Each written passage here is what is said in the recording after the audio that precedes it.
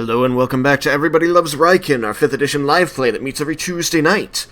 Last week, the party did a little more splitting up as they allowed Vendar to go off to have his meeting with his former assassin mentor, Kyler Stern. They did everything they could to protect him as he went to do this, giving him the 2-hour telepathic bond, as well as death ward. And then went about their own things as he was gone. He headed off in the evening around sundown, trying to make himself a target for Kyler's approach, but this did not seem the bait that his former master was looking for, as he was not approached. In the meantime, the rest of the party went about entertaining themselves in various ways. Leah explored the mansion.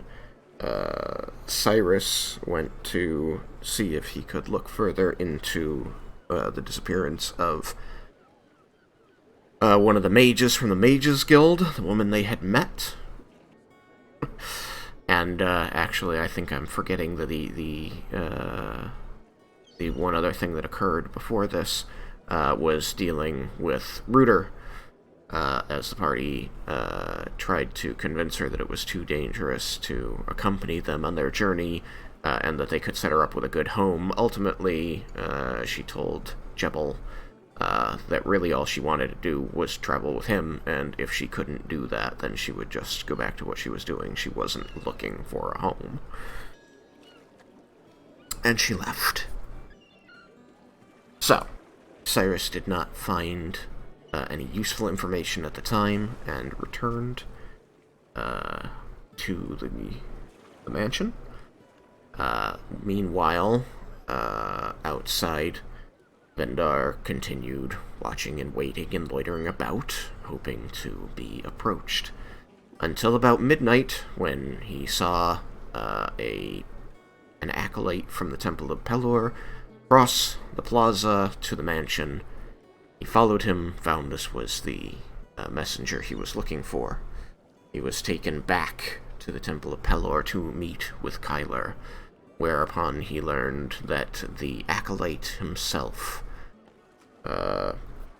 a dwarf by the name of Tavin Ironhand, was in fact Kyler, having been reincarnated after the last attempt was made on his life, and thereby he had left the assassin business.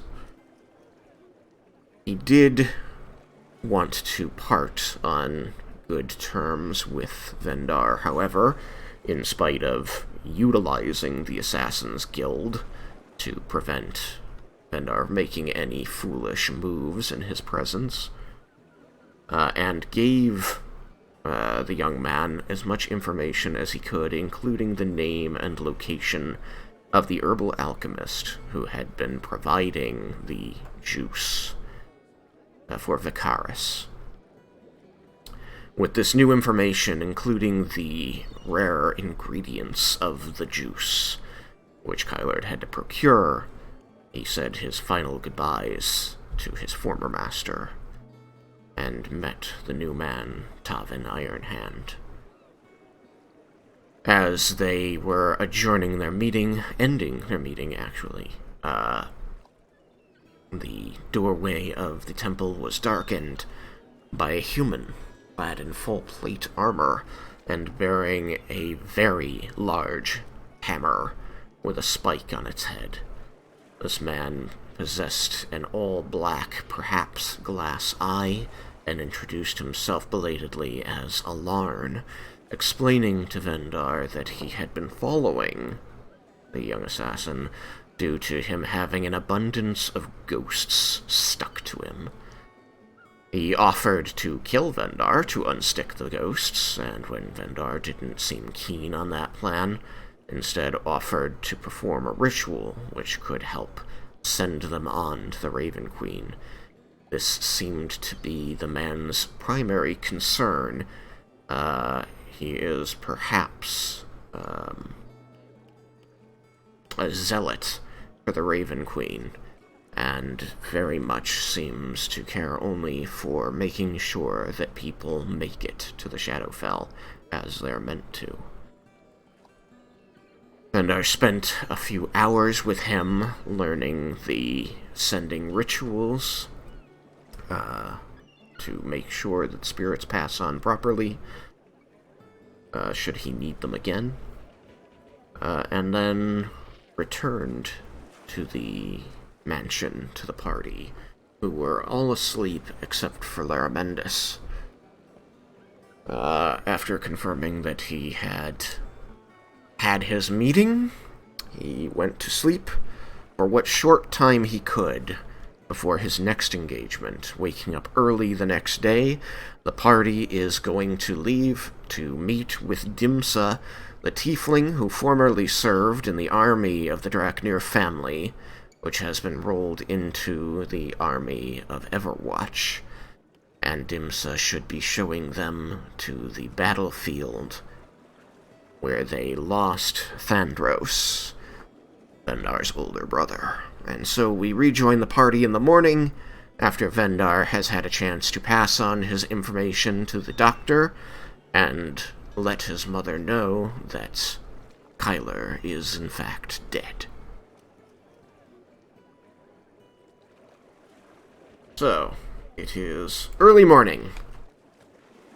Vendar, you are tired from not getting enough sleep. I need you to make a Constitution saving throw. Okay. Only +2. Oh, well, that's not good. 6. I think I will use my inspiration to reroll. Okay. That's much better. It's an 18. Alright, an 18. You are not exhausted, but you do feel like you could use a nap. The party has gathered in the room they've been using for the past couple days while you've been in town, as they waited for you to finish speaking with your mother. The entryway of your mother's house still smells just a touch earthy, as of the dog who was here the day before.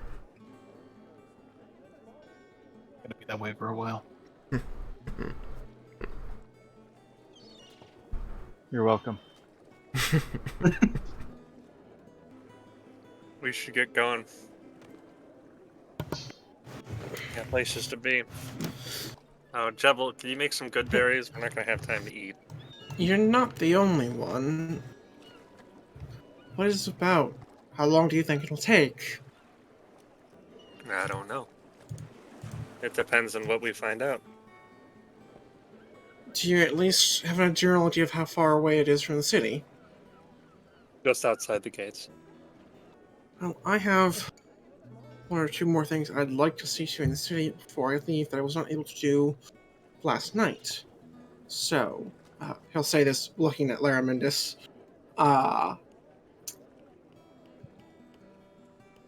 I can let someone borrow my sending stone and just send when you at least have a general idea of where it is we're going next. As I don't know how long your investigation will take, but I doubt I'll be of much help there. You should hold on to your stone in case you need to send to us. Fair enough. But we can certainly send to you when we have more information. I have nothing special going on. I'm ready to go whenever. Do we have time for me to link us all telepathically with a ritual so I don't need to use a spell slot? Or, I say at Vendar?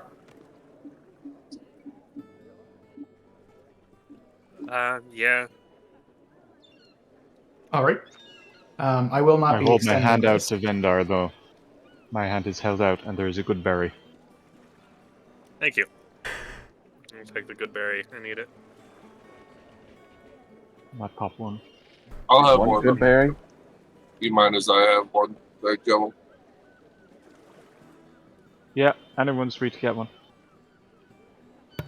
I'll take one. I'll save me some Right. time. Yeah, Raiken will grab a good berry. As Laromendis is going around casting the spell, he reaches over and grabs one and nods at you, since he can't really entirely stop what he's doing to properly thank you. Yes, thank you, Jubble. Do you happen to have any bear? Tristan, Well, assuming everyone takes one, I'd have 3 left. Do you mind if I take one extra? Yeah, sure. It creates, what, 10, and there's 7 of you? Yep. Okay.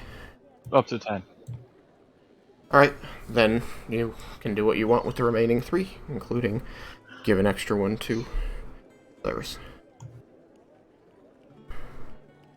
Tristan. Yes. So did we sleep? Yes, I'm sorry. I didn't say it explicitly, but I thought I said it last session. You all have the benefits of a long rest. Does Okay. sheet reflect that? Except Wendar. Yeah, except me.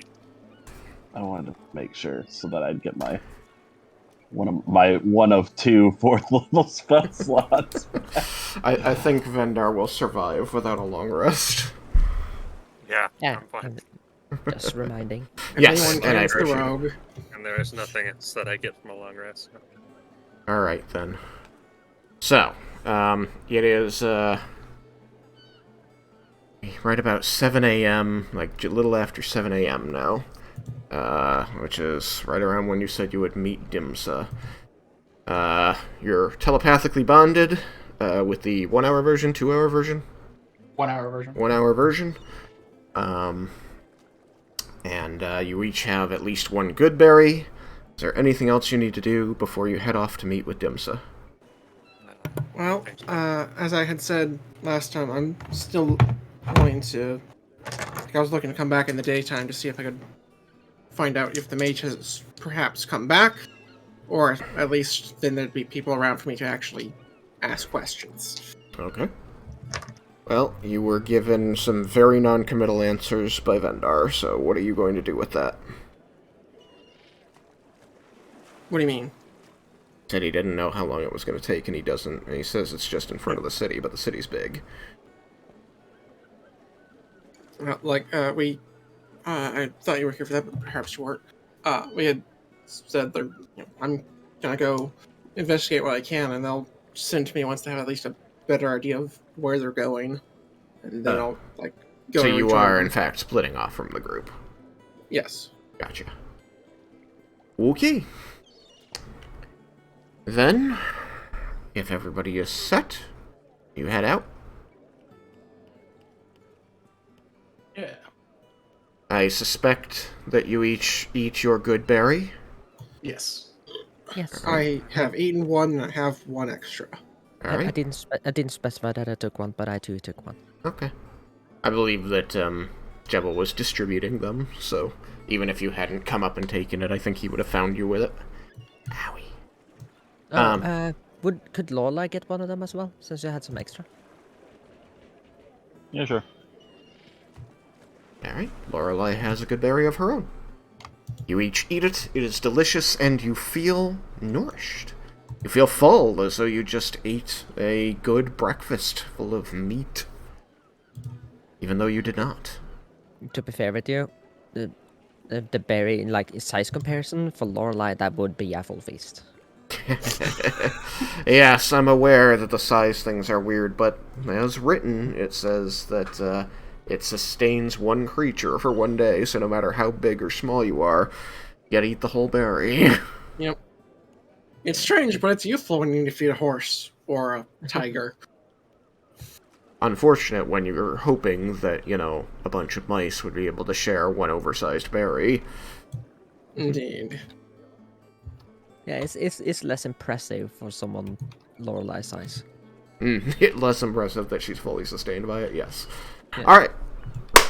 I mean, it would work on a dragon. A dragon would eat it, and it'd be like sustained for a day. Yeah, it says a creature. That's even more impressive. It says a creature, Get and it into a gives purple no... worm, see what no happens. size. So, you could give a creature the size of a planet one of these things, and they would be sustained for a day. So we're feeding the planet. Got it. You gotta find a creature that size, but far be it from me to stop you. Alright, so, you're ready to head off? Yep. Alright. Yeah. Then the lion's share of the group heads for the Tower of Everwatch to meet with Dymsa, and Cyrus goes to the Mages Guild. Cyrus, do you want me to deal with you first, or do you want to wait until after I deal with them at least a little bit? We go with them first. There's more of them. Okay. You all head across the plaza. You can see that the day is getting into full swing. The sun is up by this time. And people are milling about up and down the streets in the tiers below you. And you can see that you can hear, even from over here, the doors of the Temple of Pelor are swung wide. And you can hear the chanting of the acolytes within as they are giving a sermon for the coming of the sun. You all head across the plaza to the Tower of Everwatch, returning to the barracks side door that... I believe 3 of you visited the previous day, including Vendar and Leah. And you ask, after Dymsa, the guards at the door look you up and down, all of you wearing your armor, and this time with your weapons, I believe. Yeah. Yeah.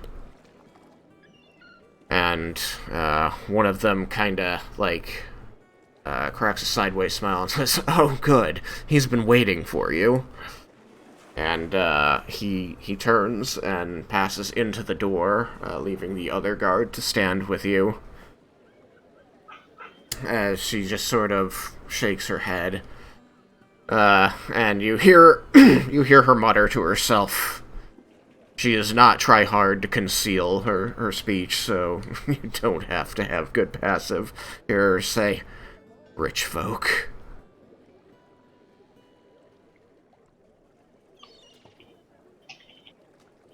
It is clear that she recognizes Vendar. We look extremely wealthy due to the armaments. That is a fair point. You very much do. Your ion stone bobbing by your head, dimly illuminated, even less impressively so in the brilliant morning light. You see that, she can't help but watch it every now and then, her eyes coming back to it and following its drifting patterns. After a minute or two, Leah will just mumble to the person next to her. Never would I expect to be on this side of that discussion. Or of that sentence. Or like it. Well, I am randomly moving tokens, so we'll see in a minute who is the person next to you. We need to keep this changed drastically. Fortunes do change. Looks like it's either Raiken or Yukikaze. Sorry. Then it makes sense that it's Raiken. Okay. Raiken, your daughter has told you she never expected to be rich or called rich. I never have been called rich either, though I certainly lived pretty decently growing up. And you were brag about it. noblemen. Your parents are pretty important. Turns. Just like I'm like- gives you a confused look.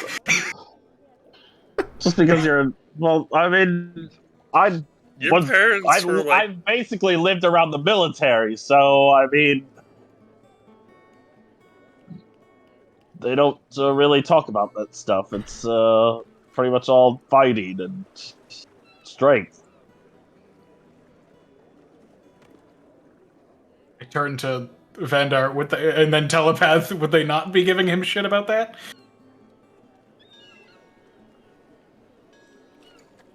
yeah. Wait, you're telepathing, then aren't you? Basically, aren't I hearing this? Yes. I think Raiken is a little unaware of his privilege.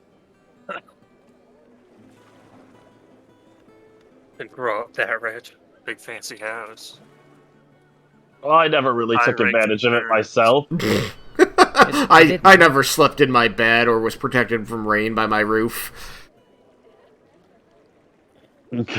So, God damn it. Dad, what kind of weapons did you use when you practiced?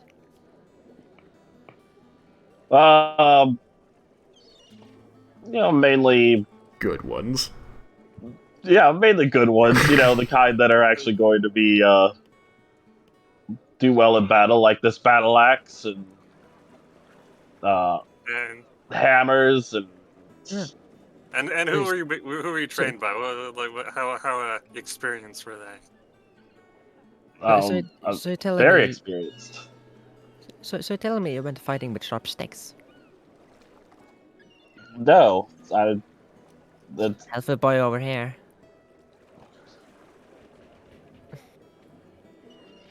I mean, the the Arcosian military doesn't just fight with sticks.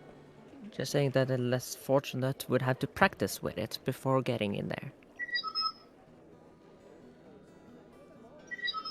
You had that's access just because to... they're not part of the military. I take it all of this is going on telepathically. Yeah. I mean, if everybody else is telepathing, then Raiken's gonna telepath. Yeah, I'm gonna be like telepath. Be like, guys, is this really pressing right now? This is gonna be a discussion we could have later. I mean, what are we doing right now that requires our attention? We're waiting for Dymsa to come. I mean, I'm giving you the chance to have the conversation. Nothing. Okay. So, yes. You guys just gonna shake his head, that's all. Raiken was, well-to-do coming up. He just didn't figure it. Nope. He was not aware how wealthy he was. You... Comic book. You're arguing about this mentally and thinking over the implications of it when the male soldier returns. And in tow, he has Dymsa, who looks over the group and says, "Well then, are you ready?"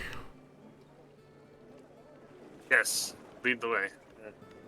He nods and begins marching out ahead of you. You can see that his stride is measured and regular, and he does appear to be doing a form of march.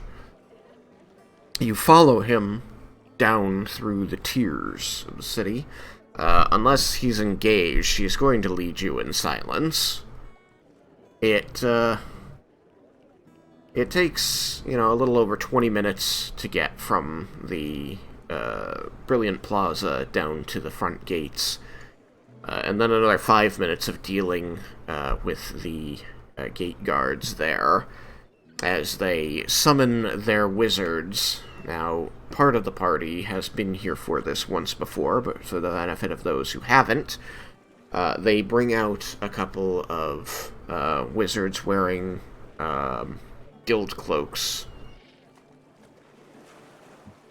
However, you know by looking at these that they are not official, and they are missing any of the embroidery that they would have to show that they are in fact members of the guild. Okay. And they perform a bunch of spells that produce a lot of noise and light effects, showing them pulling up something from the water, and you can hear this grinding, you can feel the grinding of the stones beneath you, the rumbling passing through the ground, as the water begins to bubble on the surface of the River Nalthus out front. And after a few moments of this, the surface bubbles up and begins spilling off of the top of a bridge as it rises out of the water. The wizards straining and grunting and throwing off sparks with their magic. And the whole thing, takes about 5 minutes to get the bridge up. But eventually, there is this nearly half-mile-long bridge connecting you to the southern shore of the River Nalthus. Can I make an Arcana check? You may. Because I know last time we were here and saw this, Laromendis tried to get an eye for what was going on, and he was a much worse wizard then. Maybe not. I suspect they might be using magic. I'm gonna use my inspiration. I was about to say, do you have inspiration? I'm using inspiration for this. I rolled a fucking 2. Oh my gosh. Which, to be fair, is still a 21. But That's still a 25! oh no, it's alright. It's just a 20, not a 21. I just see You and your That, fluffing however, is a 36. whatever this is, I know it. Because that's so much more respectable than you can see the Matrix as you look upon these wizards performing their craft, and you gain a deep and intimate understanding of the fact that these guys are paid minimum wage to perform the couple first level or cantrip spells that they know. They are using minor illusion and thaumaturgy and spells of the like to make it appear as though they are doing much more powerful magic to pull this bridge from the depths. Also, I wanted to know that fact. So Laromendis is he's looking at this thing, at all these wizards, very focused, and then he gets distracted by some of the lights, then he just shakes his head and then focuses again, and then you can see as this continues his just interest visibly waning, and at the end of it he seems a little disappointed. And he telepaths, well, that's not interesting. It's the illusion of being interesting. Let's see. Probably a waste of an 18 on die. What? Maybe. Guess what? You get to be fucking Dymsa. I think it was Lytherian. Rename. And just for funsies, you also get to be unique. In case I need you again. Alright. So, you are led across the bridge, which is impressive and slick and wet as water continues to pour out through side spouts and into the river that flows quickly below. As you head across in the brightening sun of this summer morning, you can see several groups of Esparan soldiers moving through the fields to the south of the city. The fields themselves are covered in a smattering of makeshift barriers and palisades, abandoned tents, and abandoned siege weaponry, along with a collection of small weapons. and bodies.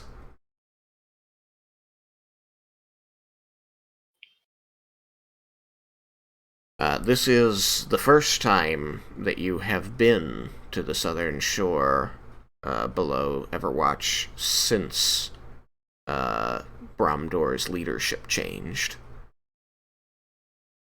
As you may recall, after the peace treaty,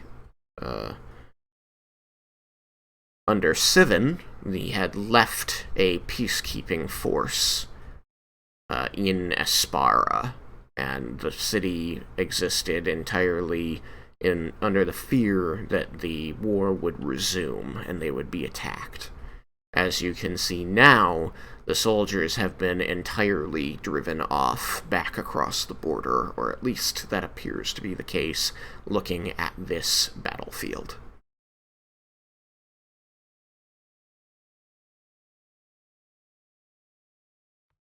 Good. Yes.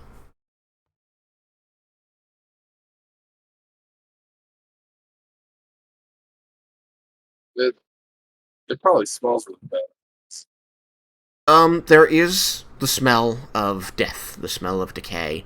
You can see that the patrols, the soldiers out in the field, are picking things up, moving debris and bodies, trying to clean up the area, but you see that this was a huge encampment, as you, at least those members of the party who were here for it, perhaps remember that you had attacked a siege, an army that was laying siege to the city that was thousands strong, with trebuchets and onagers and tents and barricades.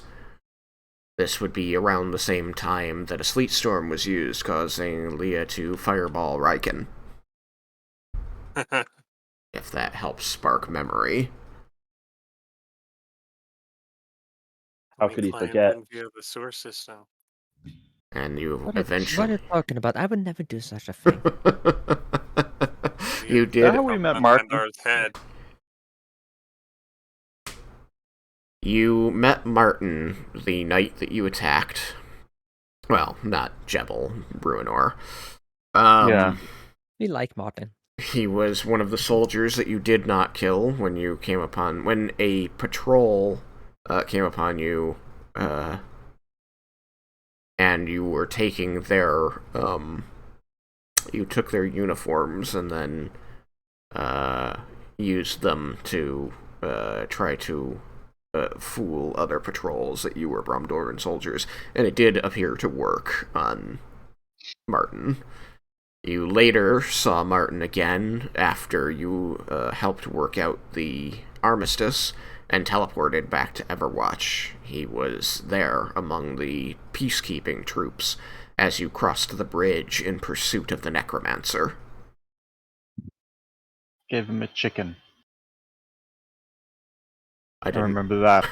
I didn't remember that, so that's excellent. You gave him a chicken. We had the bag of provisions. I pulled roast chicken out of it.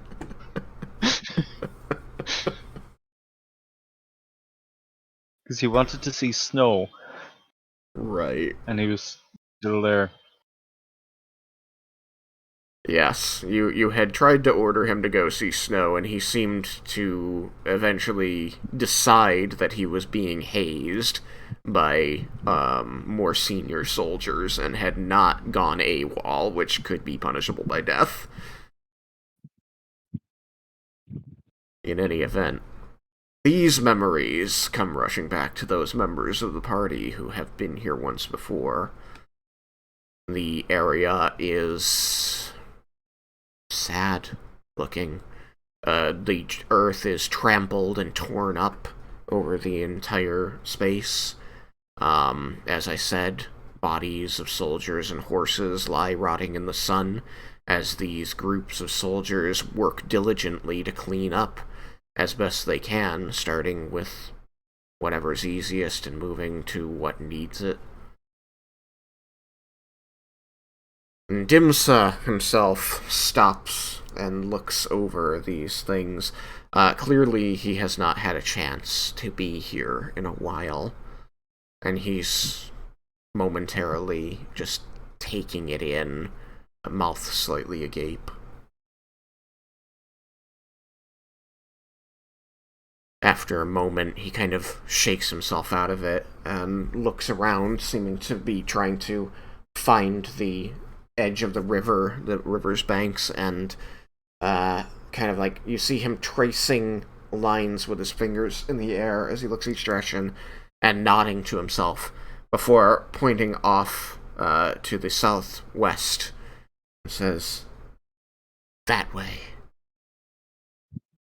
Past the tents." And begins leading you off that way. I follow, but try not to step on anything gross. I cannot pick myself up. What? Second. It says that you aren't unique.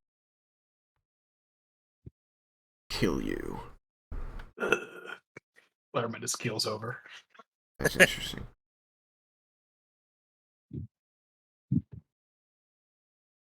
Yeah, and Leo's and Lorelei are at the top. Oddly, it's so weird. Laromendis' body bursts into flame, and from the ashes comes forth another Laromendis that is now capable of movement.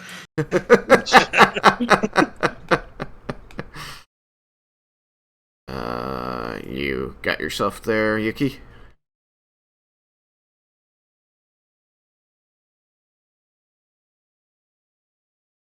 Here. I can't click on. What? You Oh, can't? there we go. Wait, that was me. Are you able to move yourself? Not the. No, I don't know if you saw control or not. Nope. Apparently I'd never assigned it to you. Well, then that would be what. Yep. I fixed it. Alright, so Dymsa begins leading you across this battlefield pretty directly. You know that your telepathic bond is going to be heading toward running out of time. I will inform everyone that that's the case. Because it took you, in total, almost 40 minutes to get here. And then it's going to be, another several minutes of walking, so you know that you're down to, like, your last 15. Cool. As you pass by this group of Asparan soldiers,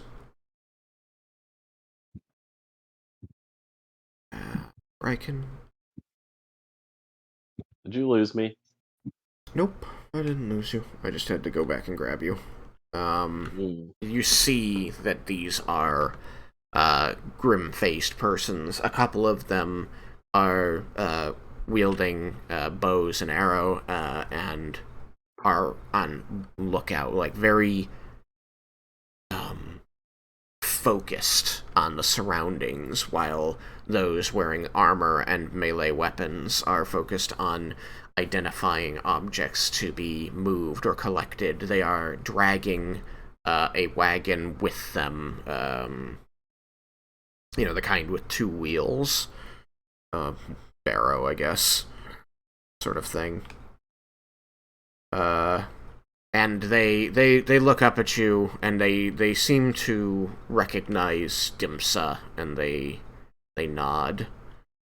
And the dwarf among them stops, and you see him, like, checking his pouches, and eventually he comes up with a couple of these kind of sackcloth little small pouches, about 3 of them, and he calls out and says, "Hey!" The nearest person, which appears to be Raiken. Yeah. "If you're going into the field, you'll be wanting these." He holds up these 3 small pouches. "That's all I've got, I'm afraid." Riken will like slowly kind of take them from him, nodding in appreciation and saying, "Thank you kindly uh, for these items." Can I ask him what they are? Hold them close between you. As you I'm as you going to reach out and assume take that the they're. I assume it might be for the smell.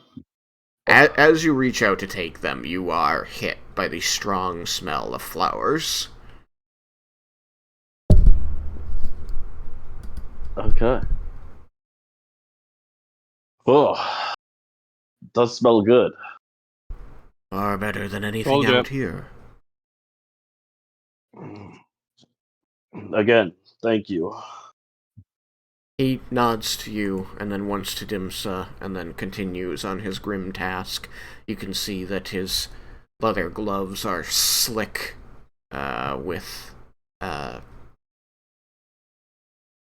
you're not sure what, and you're not sure you want to know what. A little bit of that slickness has wiped off on the pouches he's handed you.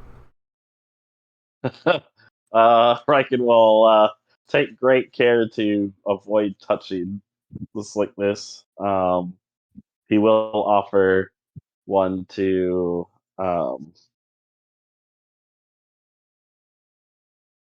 Leah, and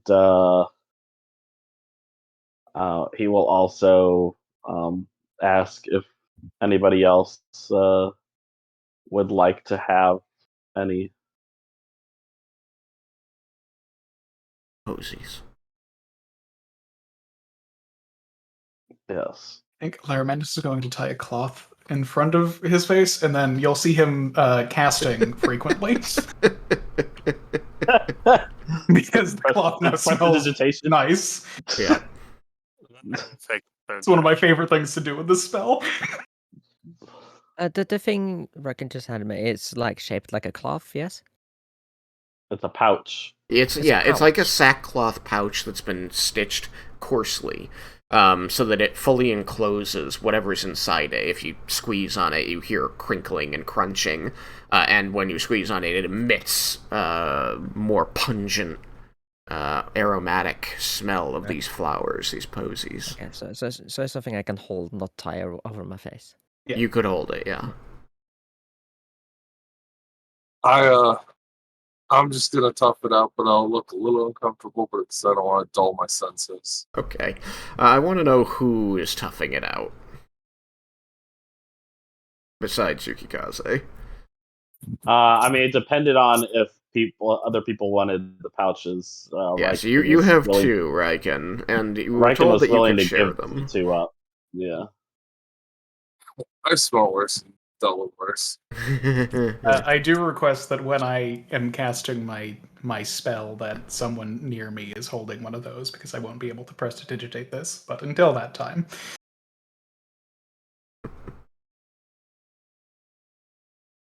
Vendor will take the third one. Okay.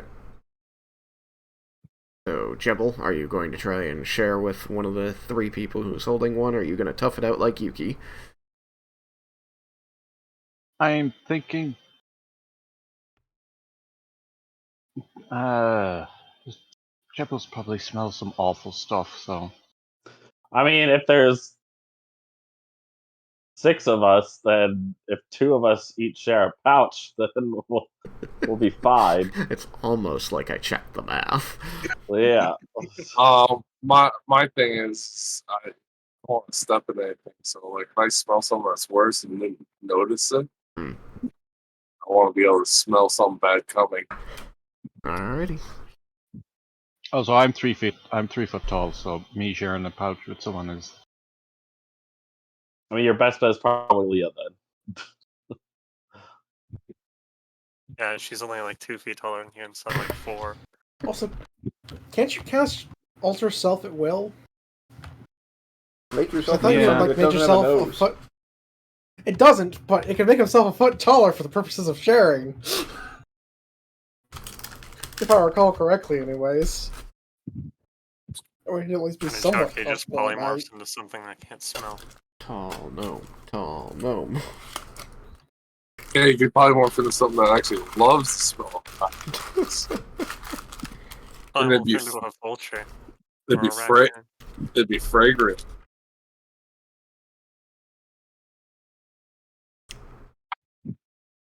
I'm guessing I have to make a constitution.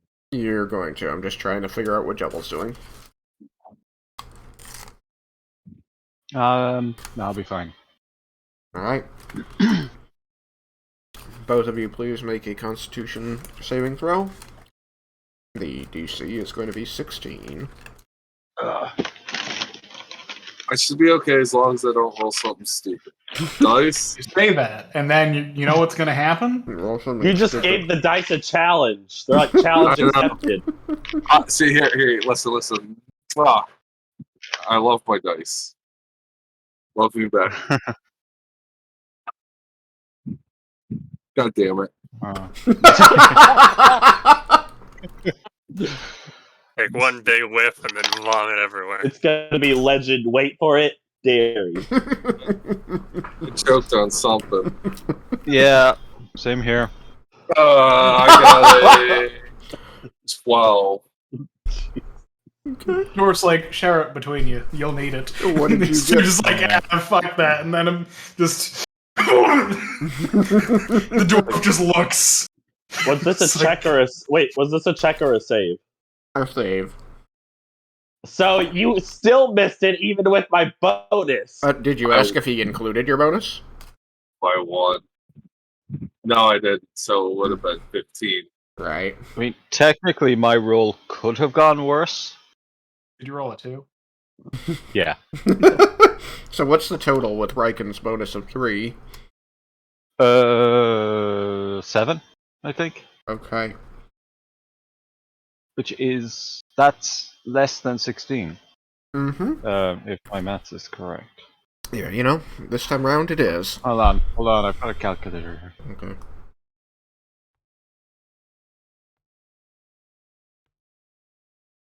I'm strong. Can I just carry Jebel up by my head and he can carry the pouch? I can put him on. Yeah, can I put him on my shoulder? Would Jebel fit on my shoulder?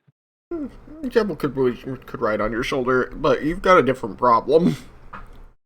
Yeah, I'm probably feeling like shit right now. You are not feeling great. You're like, I can handle this, and I want to make sure I'm here for when something worse comes along to my nostrils. And it's like you challenged the world, and the world came to meet that challenge. Wait. I could do something. I might. Okay. Maybe. You got Indomitable? Yeah, I can use it twice, so I might as well use one just to save my ass. Raiken would have been much better off. As long as I wouldn't have rolled less than a 4, I would have been okay. Is Indomitable one of your powers that comes back on a short rest? No. Okay.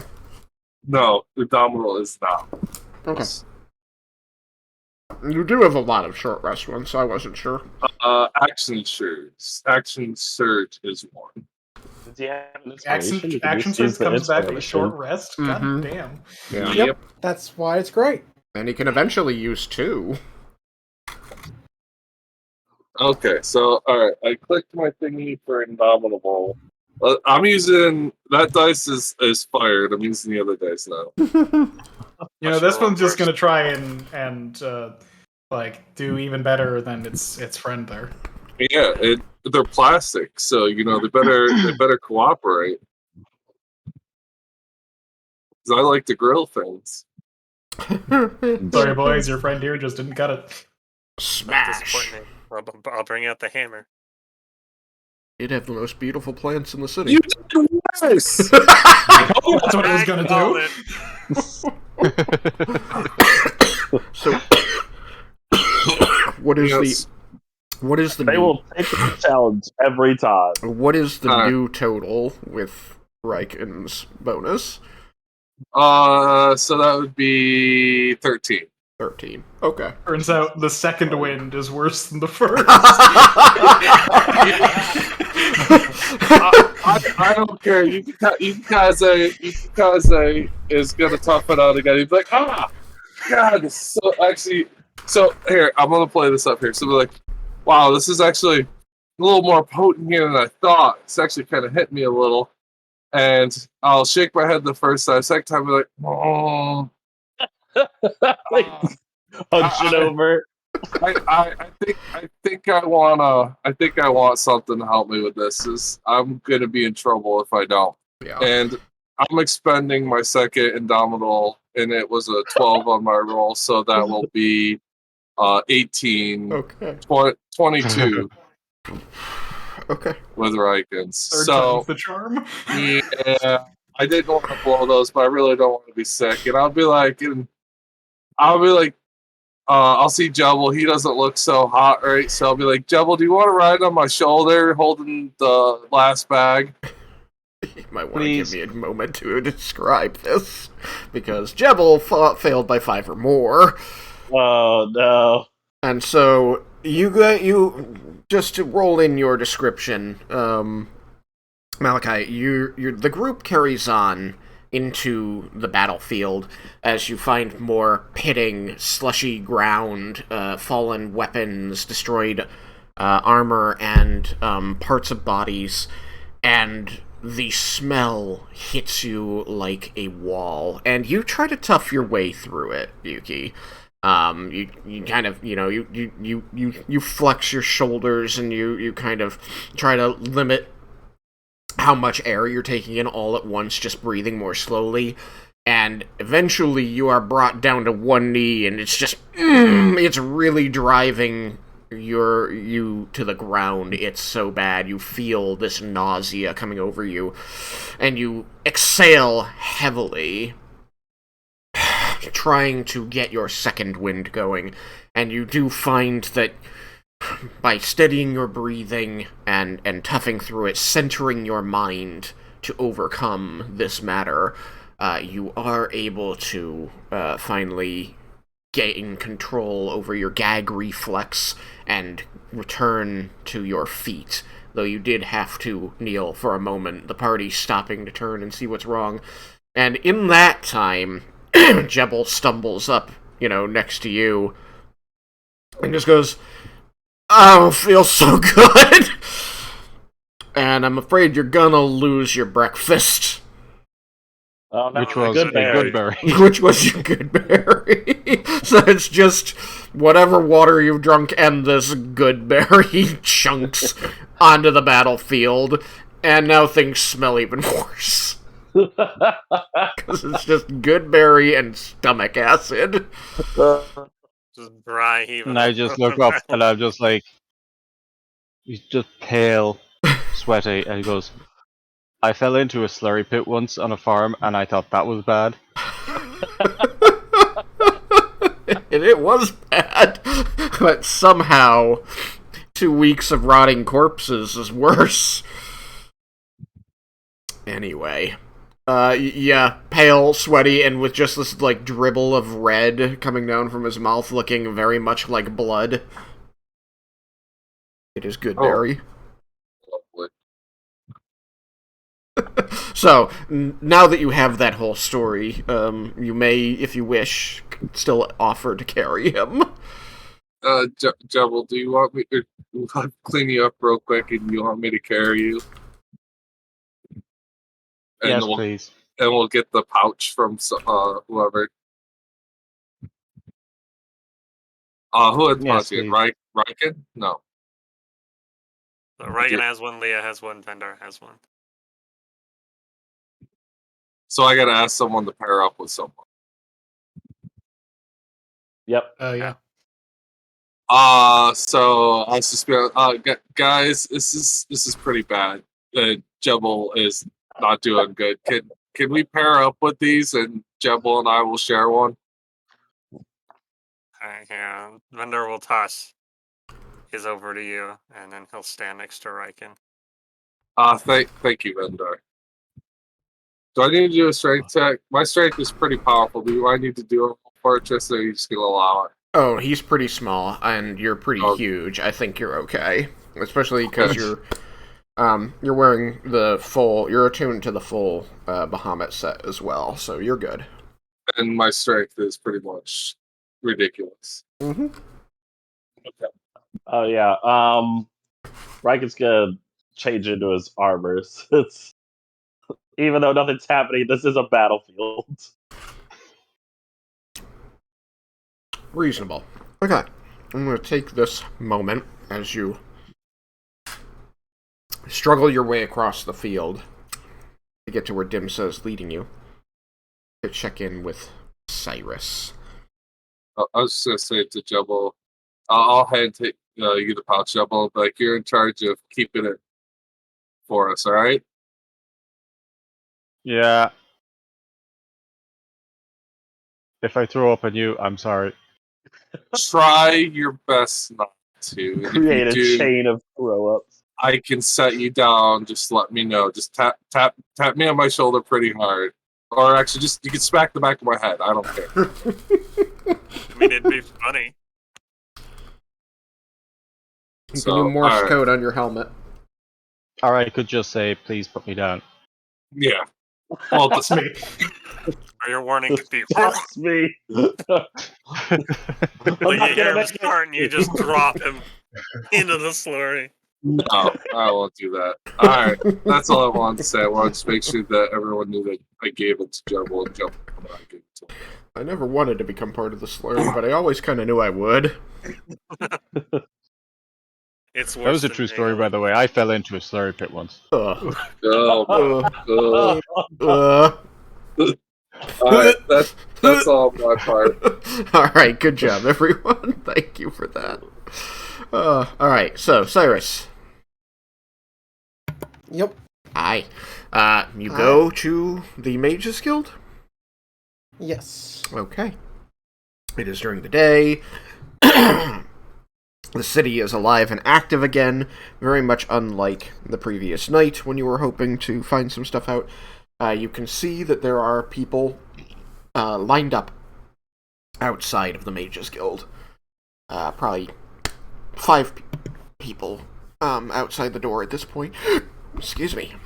And as you get there, you see the door open and somebody comes out, holding something in their hand that they seem to be marveling at, and one of the people moves up and into the building. Am I able to get a peek at what they're holding? Yeah, what's your passive perception?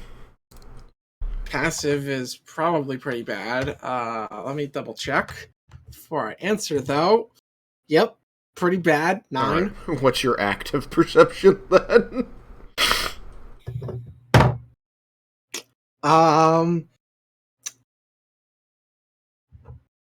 7. Cool.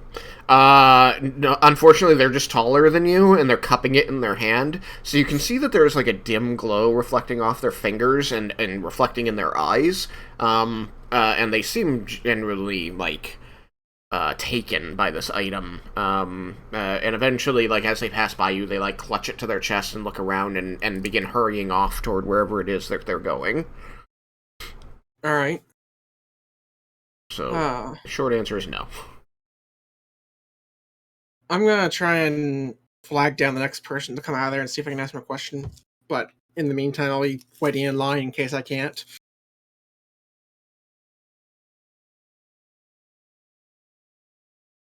Okay. The line moves up every few minutes. It can take up to 10 or 15 minutes for each person. So the next one comes out about 10 minutes later, and they have a couple pouches that you see that they're fitting into a backpack and then slinging over their shoulder before they head off away. Right. They are a half-elf male. I'll just kind of wave at him and say, "Can I ask you a question?" And he like looks up, narrows his eyes a bit suspiciously, quickly finishes shoving the things inside the backpack and closes it. And before standing up, looking down at you and saying, "What do you want?" Out of character, I am 90% sure that the Archmage had said the woman's name when we were there, when I was there with Laromendis. but I cannot remember what it is for the life of me. Does my character remember, or do I need to roll? Oh no, your character probably remembers. It's just my brain isn't working, so give me a second. Erza. Is Erza back today? And the person looks at you a little quizzically, finishing tightening the straps over their shoulders. Says, I didn't see anyone by that name. Thank you. Just looks around suspiciously, shrugs, and heads off down into the lower tiers.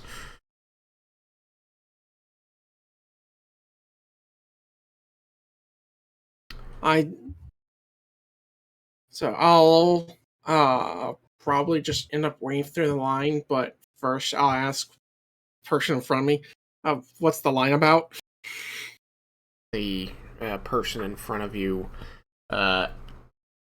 is a dwarf woman.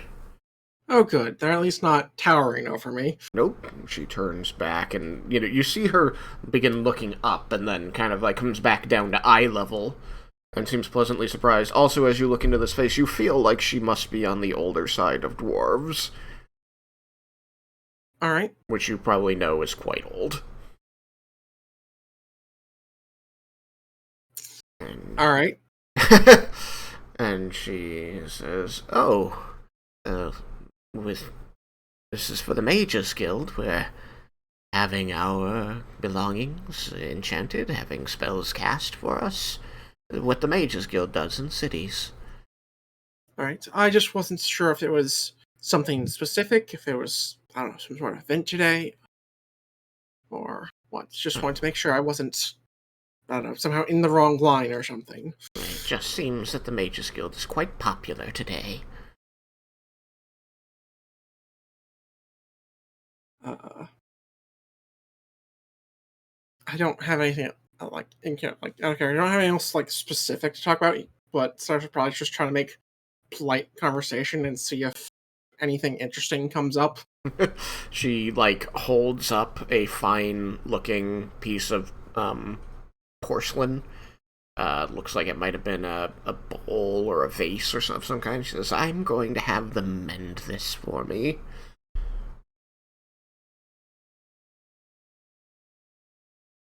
I'm currently having an internal debate, because A, I know I could fix this, B, I know if I do fix this, that the Mages Guild will be mad at me, and I'm going to have a very long line of my own of not getting paid, or getting paid and then run out of town by said Mages Guild. What will you do? So I'll just say, I'll probably just be kind of that's nice. Is it a fairly heirloom, or? It belonged to my mother before she moved here from Vardevtan.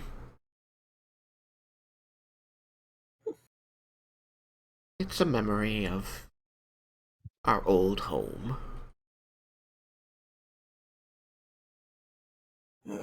Any particular reason for the move? Oh, it was easier to find work closer to the city that was commissioning. And Vardevtan will always be home, but the storms, they're not for everyone. Out of character, is that something I have a vague, I as a person have a vague memory as to what she's referring to, but my character certainly had no reason to ever make it that direction. This is probably the farthest north he's been. Mm-hmm. You know that there are big storms in near Tuca, in Toralos. Vardevtan, you're aware, is on the west, but being that you haven't visited, you only know that, it's primarily a dwarven nation. It borders Ebengard. It has a bit of coastline to the outer sea. Aside from that, you probably aren't really aware of the storms. Alright, then do the storms get fairly bad up there? I've not been much further north than this. Yeah, At bad least I enough. think it's north of here. I'm not certain. It's pretty much due west.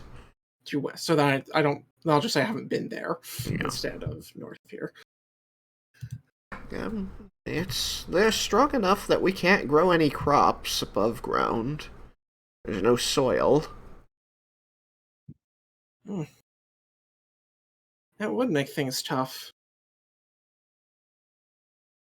But we've found ways to get what we need. Well, I suppose at this point. I've been here a few hundred years. Quite a long time to be in one place. When you find a life that works for you.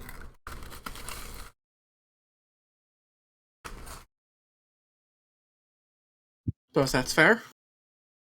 What are you going to have done? If you don't mind my asking. Well, I have some questions I need to ask. Mates, well, as I look, he'll be kind of pausing in character as he's trying to come up with something that he might actually need done so he doesn't have to lie to her, but also doesn't want to be like, I'm just here for questions. She brightens a little as you say your questions and says, well, then I don't think you need to wait online. Up in the Brilliant Plaza, I'm certain that the acolytes of Pelor could answer questions for you. I'm told that they often are able to petition their god to find information for people. Thank you, and it may be worth a look, but it's in regards to a particular individual. There was someone All the more reason.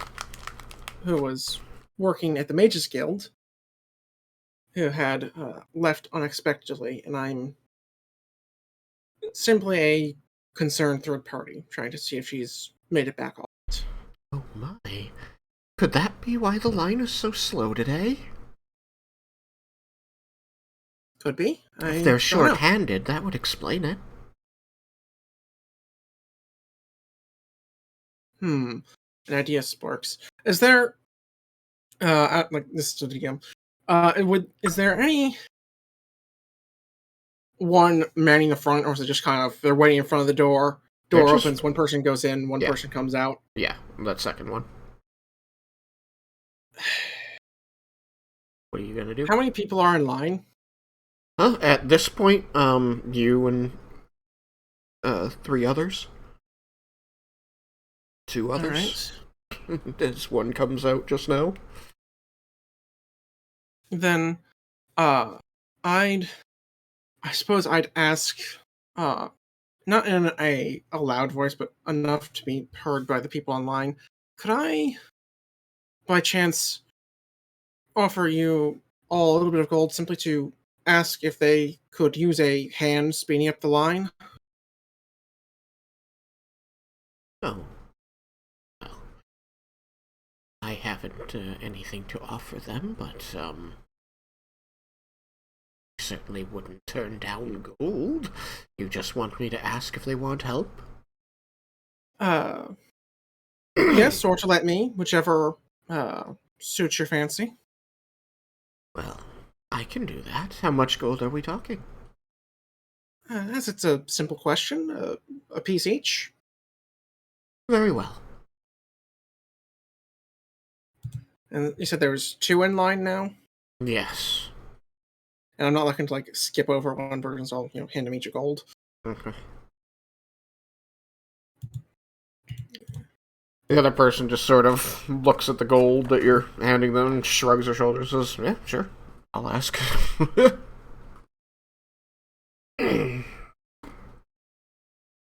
I don't particularly want to waste time, but I also am trying not to get myself in trouble while I'm by myself. They head in when the next person comes out, leaving just you and the older dwarven woman. And then 10 minutes later, they come back out. And they look a little turbed as they say, Unless you know somebody from the guild.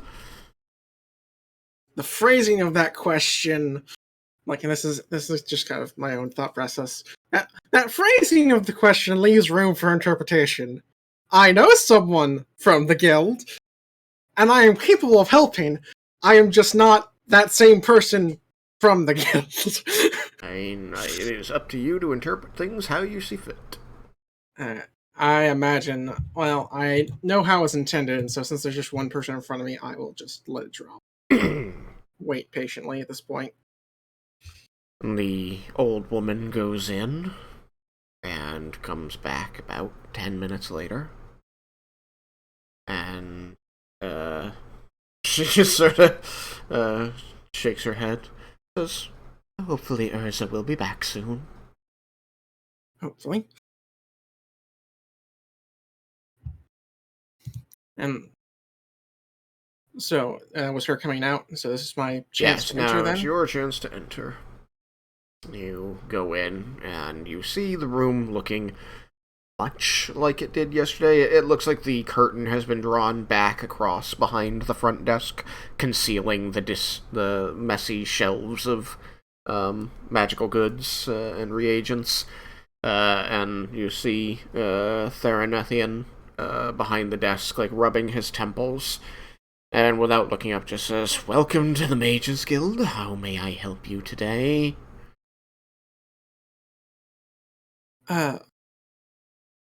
Judging from the looks of things, I assume Erza has not returned. You again. No, she has not returned. What can I help you with today? Answer a couple questions, and I'll be out of your hair, or if you need help, even though I may not be of the Mages Guild, they don't necessarily have to know that. He kind of narrows his eyes as he looks up at you and lowers his hands from his temples and says, "Well, the Mages Guild doesn't do anything for free. I can answer some questions if you're here to pay, especially if you've got more of that residuum." I do not. Would gold suffice? It No. should be less than 5 questions. I want residuum. Shame. Indeed. I was hoping that either offering to help reduce the stress on yourself by assisting with the line for an hour, or by just trying to retrieve your co-worker. That's something that might be arranged, but if not, oh well. While I guess you simply need to be busy. While I appreciate some of the sentiment behind your offering help, I cannot employ anyone who is not certified by the guild. So until Erza or some other guildsman from elsewhere shows up to do her job, it's just me. And you wouldn't be willing to answer a question, say, as to where she might have gone for a few golds, that I might attempt to find her? I doubt that I have any answers, for I wish to know these as well. She did not say anything before she left. I do not know where she went. I would like to know where she went so that I could properly fire her. Of course, one cannot fire a registered guildsman, but I could have her reassigned.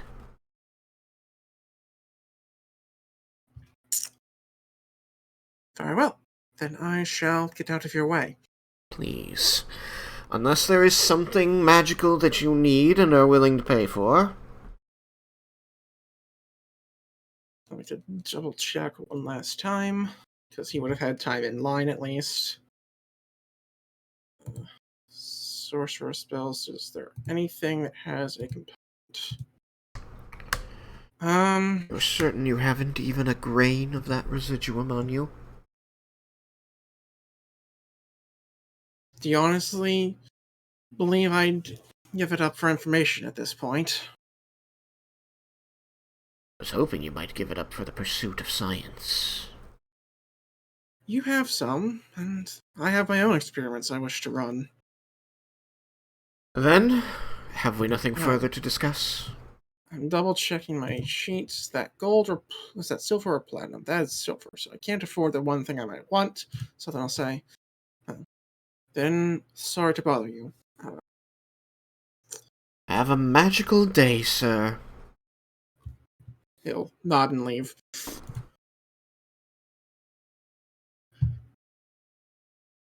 Alright, I will jump back to the others for a bit, and then we'll come back and see you. Alright, I will attempt to formulate a better plan. You guys make it deeper onto the battlefield. It is a little tough, but the posies that the dwarf gave you earlier are instrumental in getting you out to where Dymsa leads you, which is just a bit further on.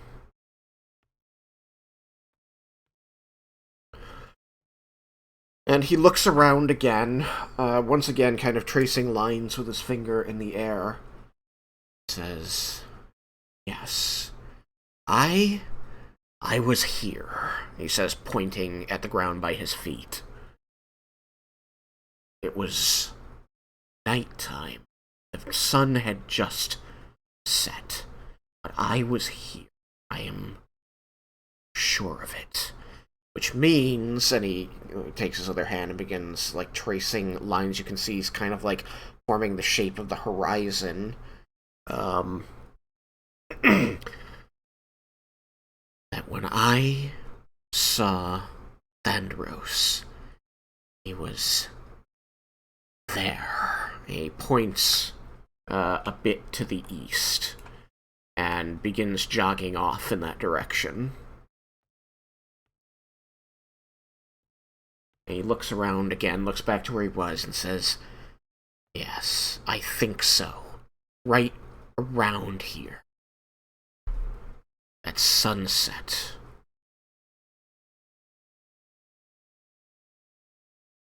I remember. Because the sun was behind me, and its last red rays were illuminating him as he spoke. This was right before he was captured? It was as he was captured.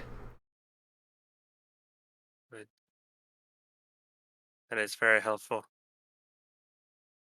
And All right. do you know the date exactly?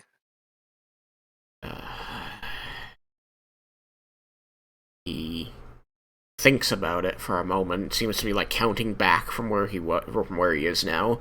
This should have been, and he gives you the date. Thank you. Wonderful. You know, Oh, go ahead. you know this to be a couple days before you arrived in Elazon. That tracks. Yes, everything he says does seem to corroborate things that you believed to be true. Grab Jebel. Raiken. Whoop. Yes, Jebel is with Yuki. Raiken. Bendar. Has her own posies. I've moved you over, Leah.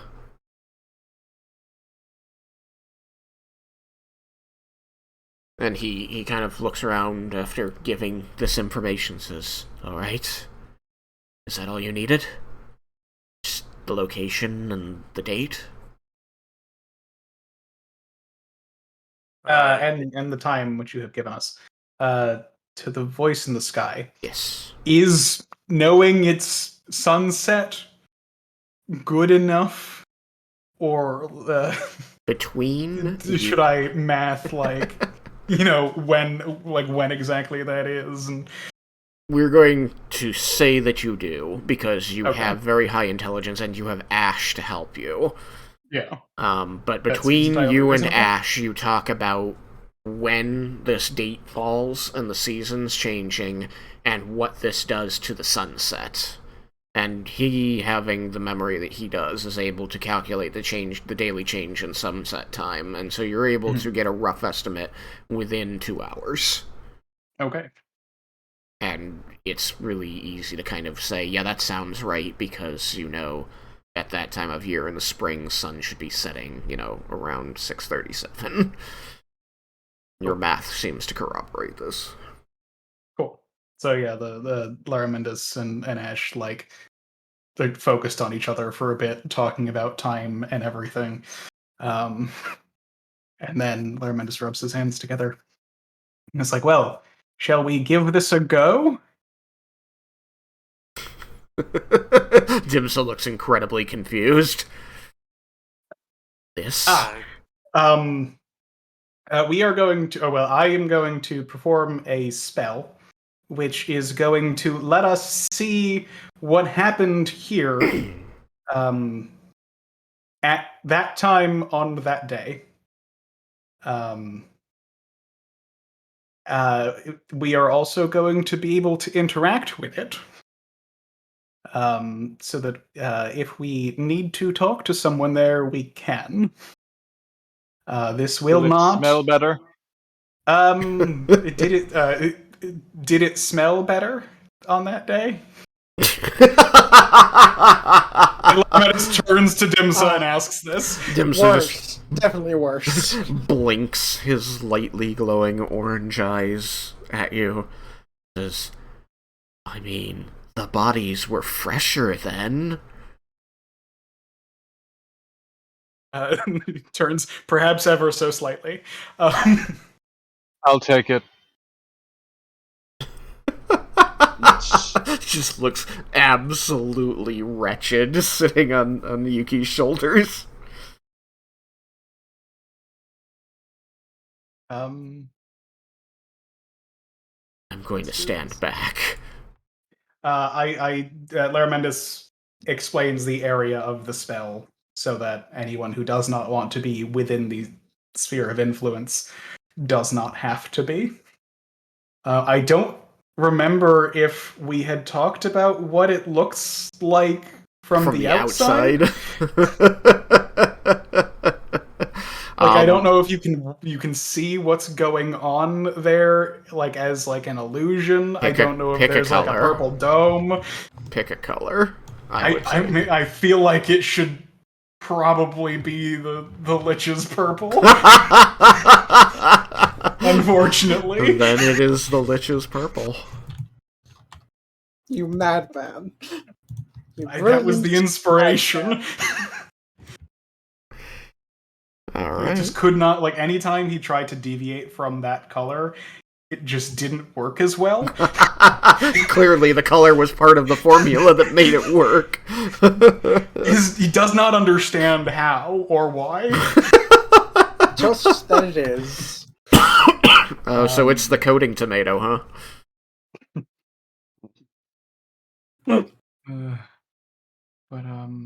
Yeah, so the area is described so that anyone who wants to not be within it does not need to be within it.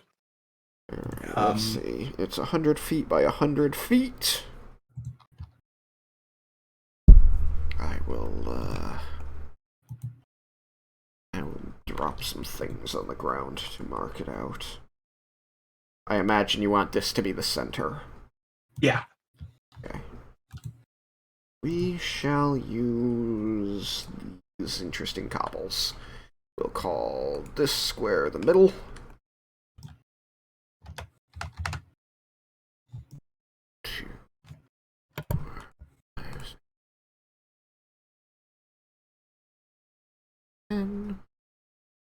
So it's going to end up being 105 by 105 because I prefer bursts. You pull out the magic spyglass. Would you like to describe the ritual? You know, I probably should have put thought into what it looks like to actually cast this thing. That would have been a useful thing for me to have done while knowing that I'm about to cast it.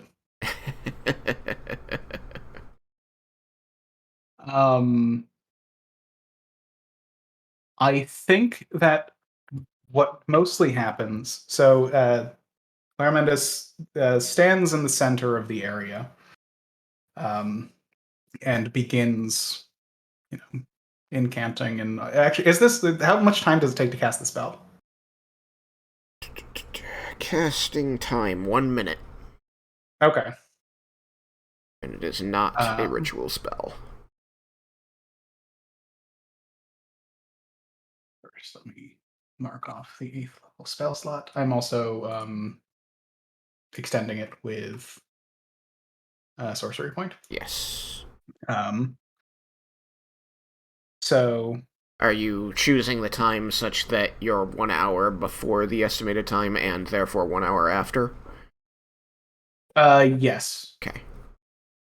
I think actually, but before casting the spell, Laromendis does a circuit over. Like he had pointed out about where the area is going to be. Yep. But he does that circuit. Yep.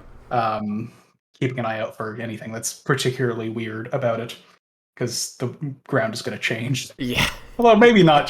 There could be corpses where there were not corpses. All that fun stuff.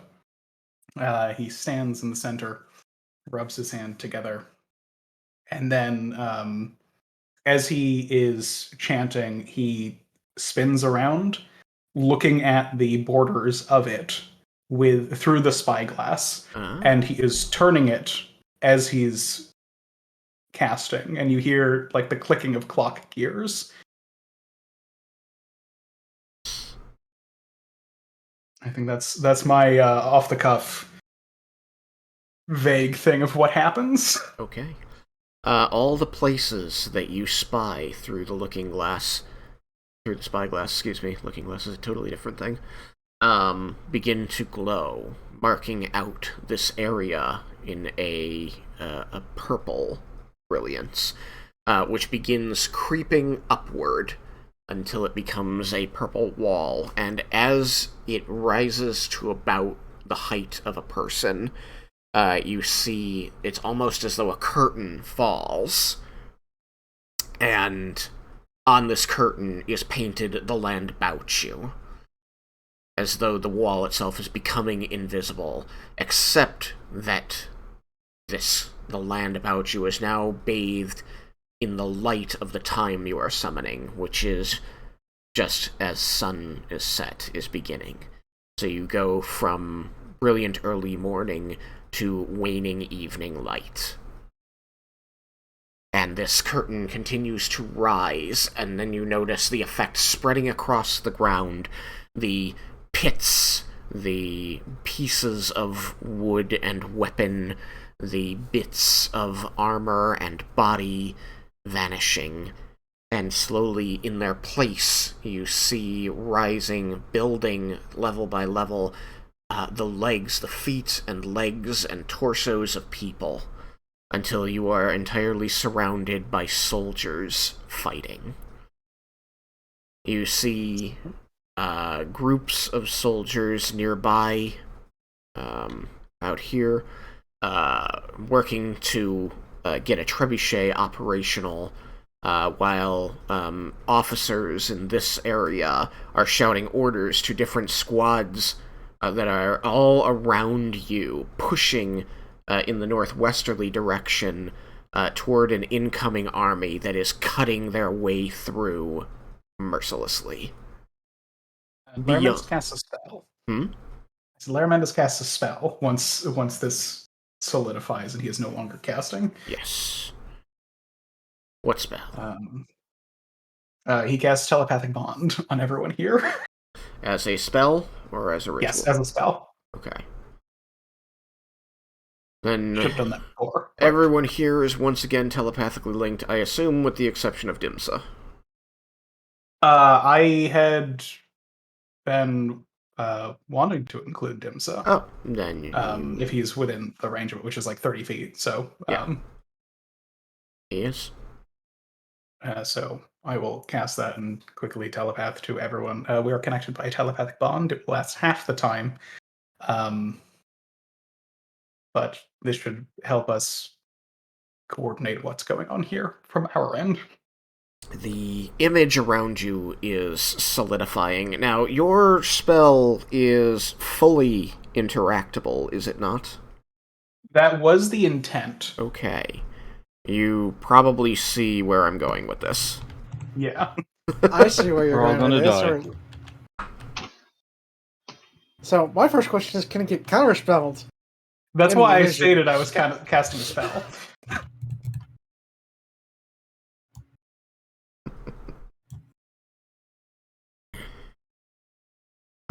Several of the soldiers fighting around you, several of the soldiers marching directly into you stop and are looking at you aghast and ask in common, "Where did you come from?"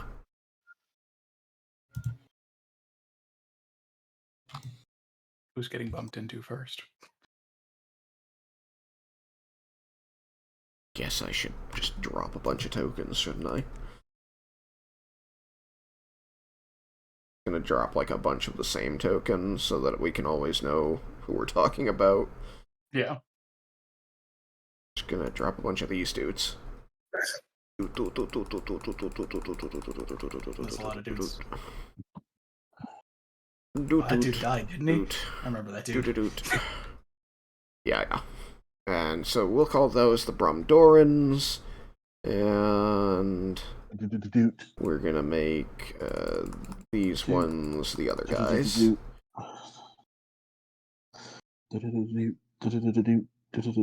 So a lot of these guys are already, whoopsie, engaged.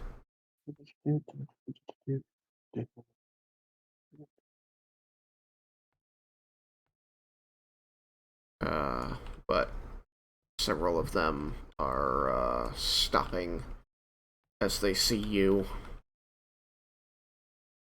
Where's poor Dymsa? There's poor Dymsa. Oh, he shouldn't have moved away.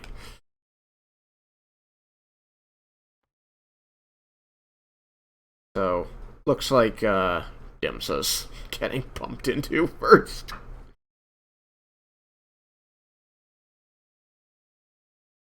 So telepathically, I'm going to say, he looks like an Asparan soldier because he's He probably does. just He like is wearing Asparan colors.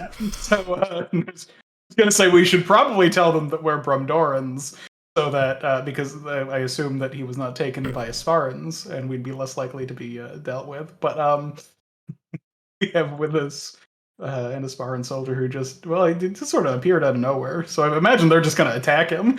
Possible. I will point out that none of the people who are not Brumdorans are wearing armor similar to his. Okay. It's because they're Draknir soldiers.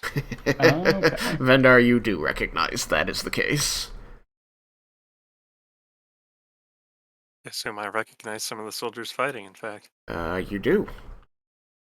In fact, in the distance, because, of course, the dome gives you an illusion beyond its border, just like the Lich's one did, you can, in fact, see a version of Dymsa fighting soldiers off a little bit further west.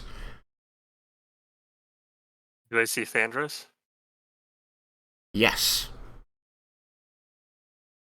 Yes, Thandros is here, actually. He seems to be leading this group of soldiers as they come to a halt.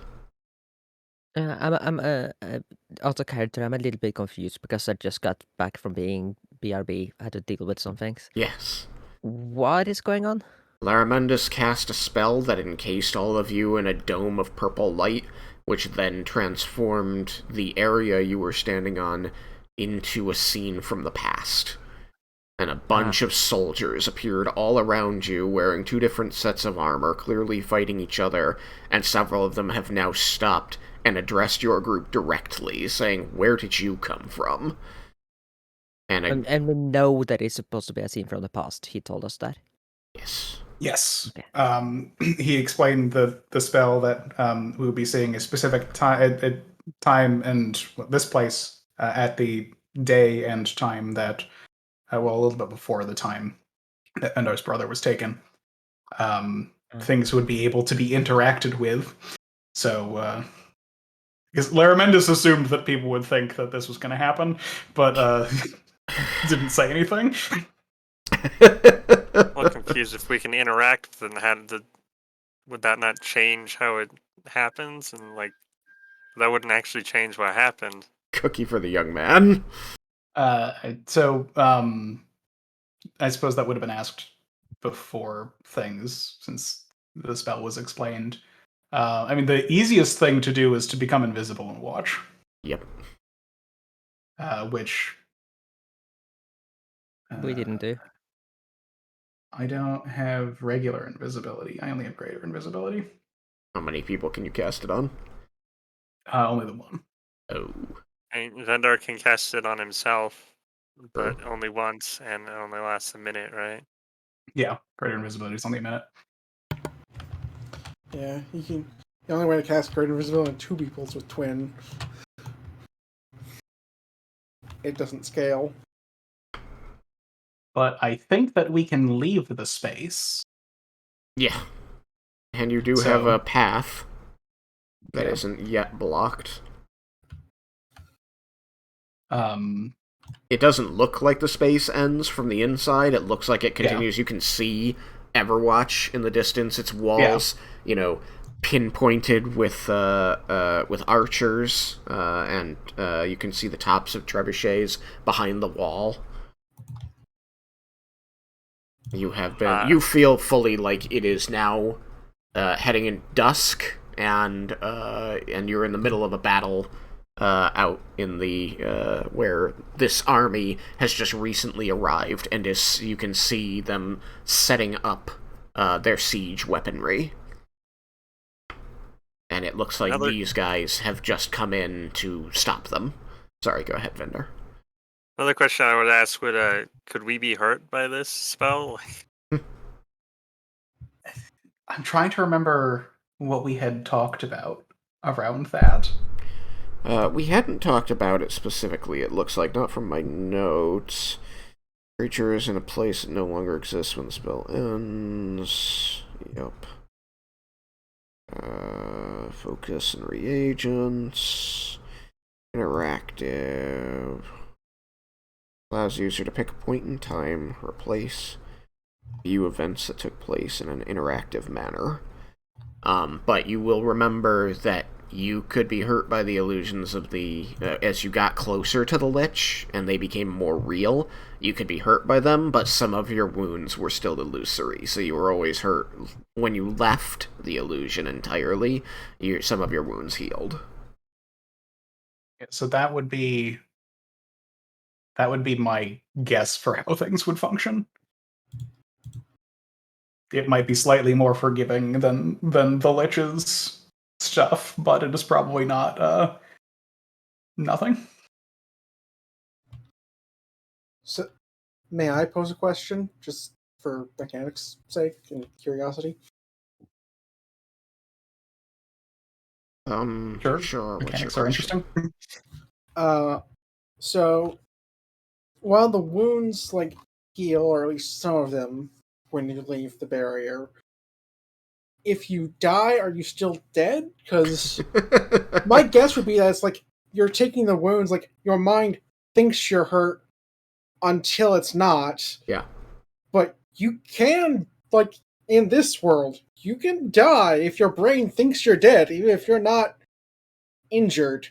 Just dying of fright, basically. To borrow a line from the Matrix, the body cannot live without the mind.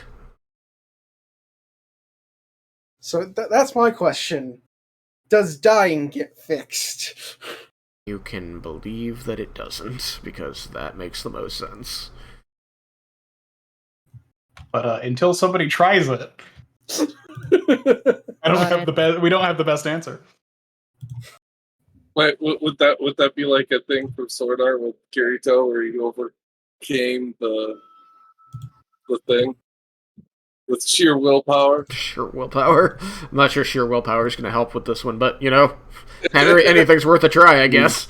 Your death saving throws are actually saving throws against my spell save DC. And if you succeed, then you're just ejected from the thing. Whee! Yeah, but And if you fail, you die.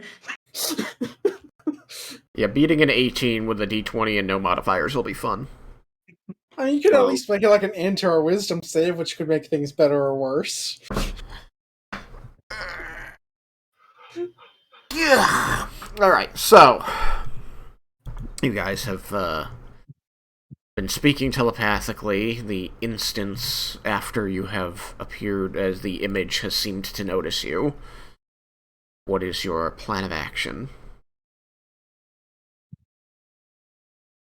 I think we should retreat outside the area and then be able to keep an eye on things periodically so that we can watch what's going on and turn invisible when we need to see what's going on. Fair enough. Laromendis proceeds to leave.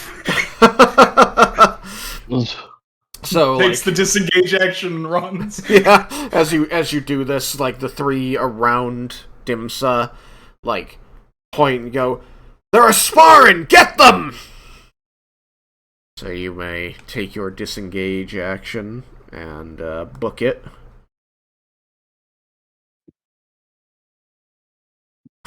I think it gets you that far, right? Probably about, yeah.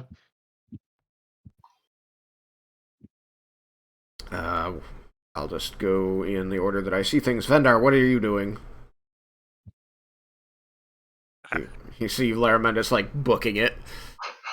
He also said what I said. He's like, I think that we should leave here. Yeah. And check in on it. So, and then he just proceeded to leave. Yeah. Or proceeded to move to leave. Yeah. So. I suppose Vendar will follow suit then. So he takes a longing look at his brother on the way past. Now, I believe that you can disengage and double move if you're not taking any action, right? Yes, I can. You watch Thandros carefully as you pick your way amongst your friends and past the soldiers. He looks at you and seems to see you. And you hear his voice almost distantly as he says, "Vendar?" You can get out. And past. Yep. Alright, next was Yuki with Jebel. You have heard from Laromendis that leaving is the best option. Is that what you're going to do? I think, do I have a clear line to just sprint? Pretty much, yeah. Alright, then I will haul my big dragon butt past him. Yeah. There we go. Yeah. So, Alright. you're gonna sprint. Start you here, then. I'll be like, hold on tight, Jebel! 35, 40, 50, 55, 60. Double whee! Like, I'm not looking forward to this. No, your nausea comes back hard. Jebel, you should flapping behind him like a cape. You should make a con saving throw, Jebel. DC 17. Wait, it was 16 before, it's worse now? Yeah. It's worse now. C'est la vie. Con saves against ongoing stuff never get easier as you go, and they tend not to stay the same either. They tend to get harder as you go. Oh, God damn it. that could. This time, that could not have gone worse. Well, it's a good thing you don't have any body hair dragonborn, because he can't throw up in your hair. And this Your is armor, why- however, does have some space in it that's No. sloshy. Laromendis, he just aim off the side, Jebel. You just And feel this. the walking Nukes through directly the on space top is of your head. disorienting. You just gotta hear, "Oh God!" So I'm gonna like hear that. Can I push faster so it just The momentum keeps it from hitting me. I mean, you're not going to be able to miss all of it, but yeah, you can try to miss most of it. You do feel a bit of warmth trickling down your neck into your torso armor. Oh, come on. All right, so telepathic Laromendis, I'm gonna need prestidigitation, please. When you get to me. Larry, you look behind you and you see the exact same purple like barrier wall that you saw for the Lich, and I think it was the exact same color for Brendan as well. It was. So it's that horrid purple that you are learning to fear. Why? Okay. Anyways, but yeah. But were you able to hear me say that though? Telepathy. Not telepathy? Did you shout that or did you use telepathy? That's what I said over the telepathic line. It said, Oh, Laromendis, please give me prestidigitation when you get a second. I'm a little busy. When you get out, of course. Alright. Raiken. You booking it with everybody else, or is this a fight you want to get in on? Raiken's gonna book it. Okay. Are you gonna double move book it, or just book it? He'll double move book it.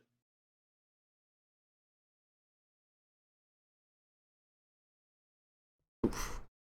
You almost run square into Vendar as you burst. As suddenly, like, you're running into the distance toward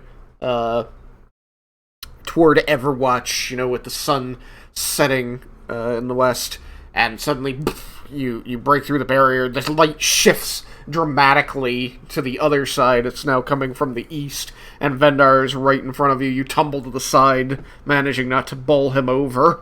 It's incredibly disorienting having the time of day change like that, but the view you are looking at otherwise be almost unchanged. Leah. Wow, that was crazy. Leah. Yeah, I'm gonna book it as well, since Book it as everyone well. else has. Alright. 10, 15, 20, 25, 30, 40, 45, 50... Right up to Raiken. You also feel that disorientation, not nearly as bad as the stomach lurching, teleportation shifting that you felt when moving from room to room in the Lich's lair, but just the effect of having everything about what you're looking at suddenly change before your eyes as you're moving to it.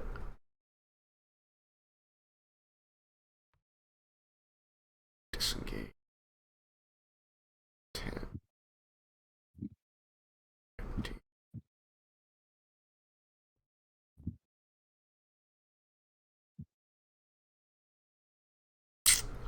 Yep.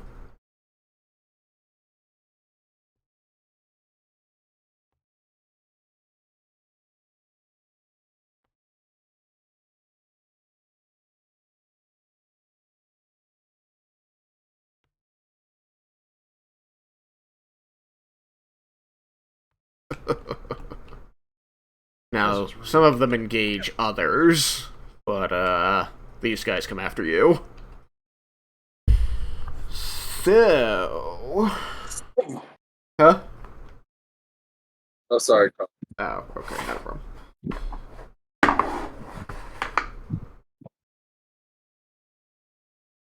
There... Say that you're taking 2.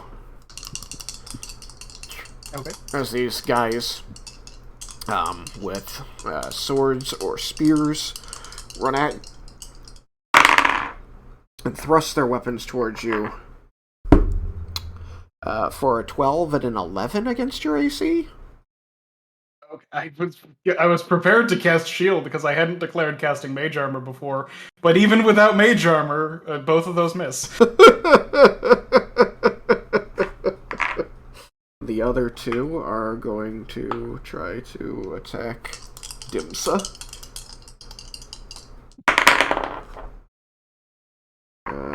One is definitely going to miss. I have rolled a 5, a 6, and a 3, and a 15. One of those nights. It's been rolling like shit.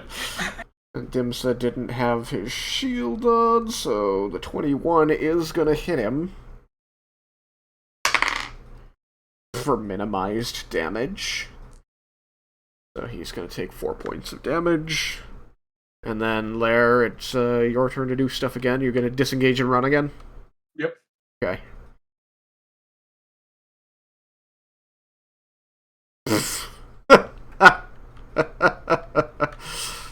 $30 gets you still inside the barrier.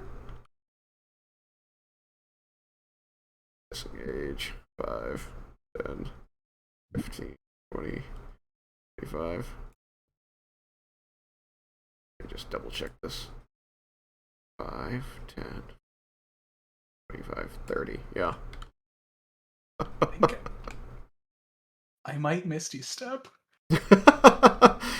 Can you Misty Step to a place you can't see? I mean, the question is, I can see in quotes. Yeah. What's there? Right. But it is creating a visual barrier. The visual barrier just has a display on it, basically. I suppose that's Didn't true. he just Misty Step and then move, though? You could Misty Step and then move. Yeah, I could do that. It would be kind of like Mrs. stepping into that like tunnel painting in Looney Tunes. And then, you could Misty Step and then move and then dash if you needed to, because then you haven't That's true, because then disengaged. I don't need to disengage. Yeah, no, I think if No, that makes sense. Laromendis invents time travel, jumps through the illusion, jumps back in time. Well, that was invigorating. I cast Mage Armor. That was a little more than I expected. I forget. How did you get the spell again? I made it. He made Yes, he over a chose very to long make amount it of that. time. I've been working on it, since Garland. Okay. I look Inspiration back from the and I Lord. say, "Oh, Raiken just with a blank expression on his face. What's Garland? Oh wait. Well, we yeah. can discuss that later." So, yeah, because we agree that he doesn't actually remember the place. He doesn't, and you also can't hold on to it. Usually we have said that you can't even hear the name, so it'd be more like, how'd you make that noise with your mouth? Yeah. I still back when You just hear TV static. Suddenly your tinnitus kicks in, you just what is that?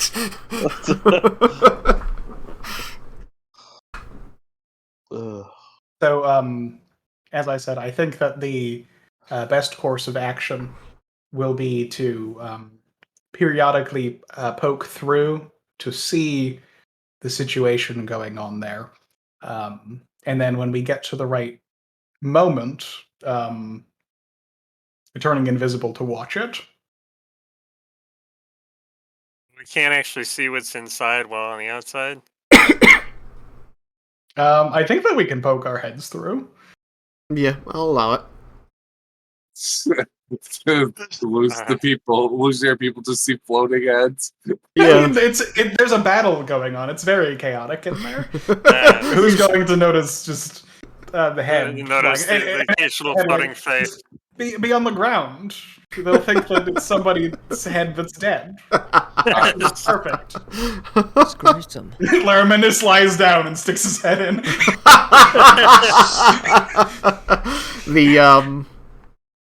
The people who were chasing you have broken off and begun fighting the interloping soldiers.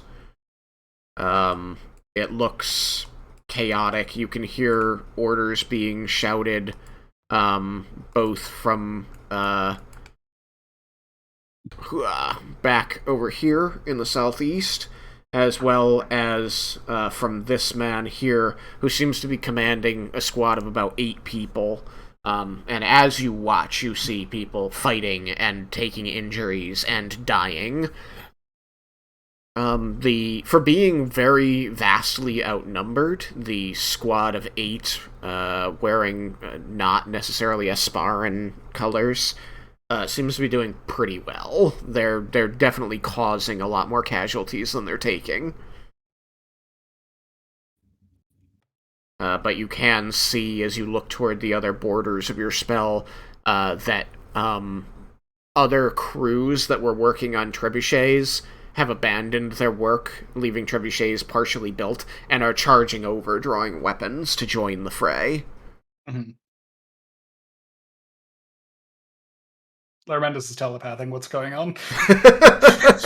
This battle carries on for the next hour, as you're just watching the forces on both sides be whittled down man by man, woman by woman. Did it smell better inside there?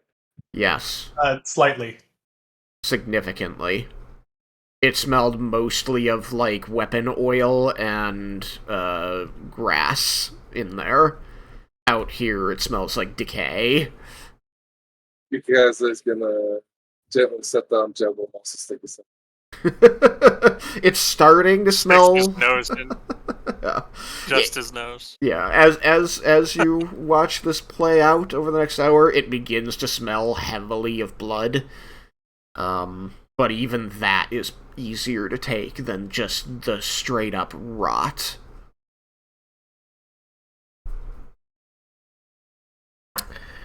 Excuse me while I pull my other notes back up. Alright. Did anyone join me in lying down in this place that one does not really want to lie down in? Just stick their head into the spell? That's what Ikikaze did. Okay. Because it smelled better in there. I have a better idea from my perspective. I do not want to lay on the ground. I'm going to let Lorelei fly in there while being invisible, and I'm gonna watch through her eyes. That's a great idea. Yeah. That's using your noggin. Alright, so, by whatever means, either sticking your faces in on the ground, or being invisible, or using somebody else's eyes, you are able to hear or see what is happening in here. And the fight goes on for a while.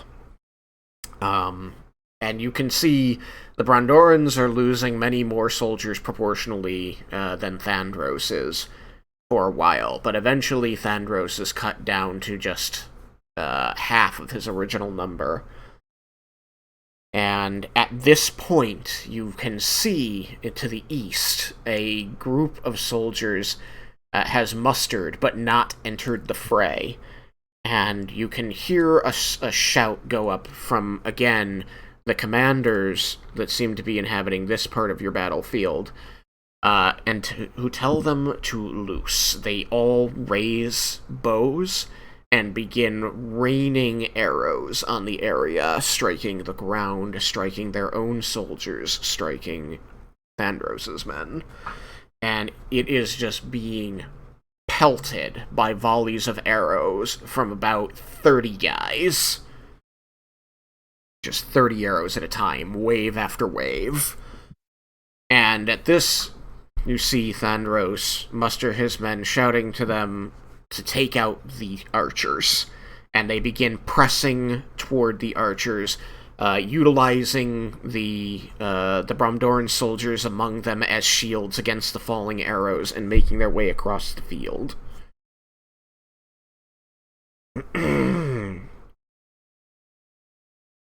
As he and his remaining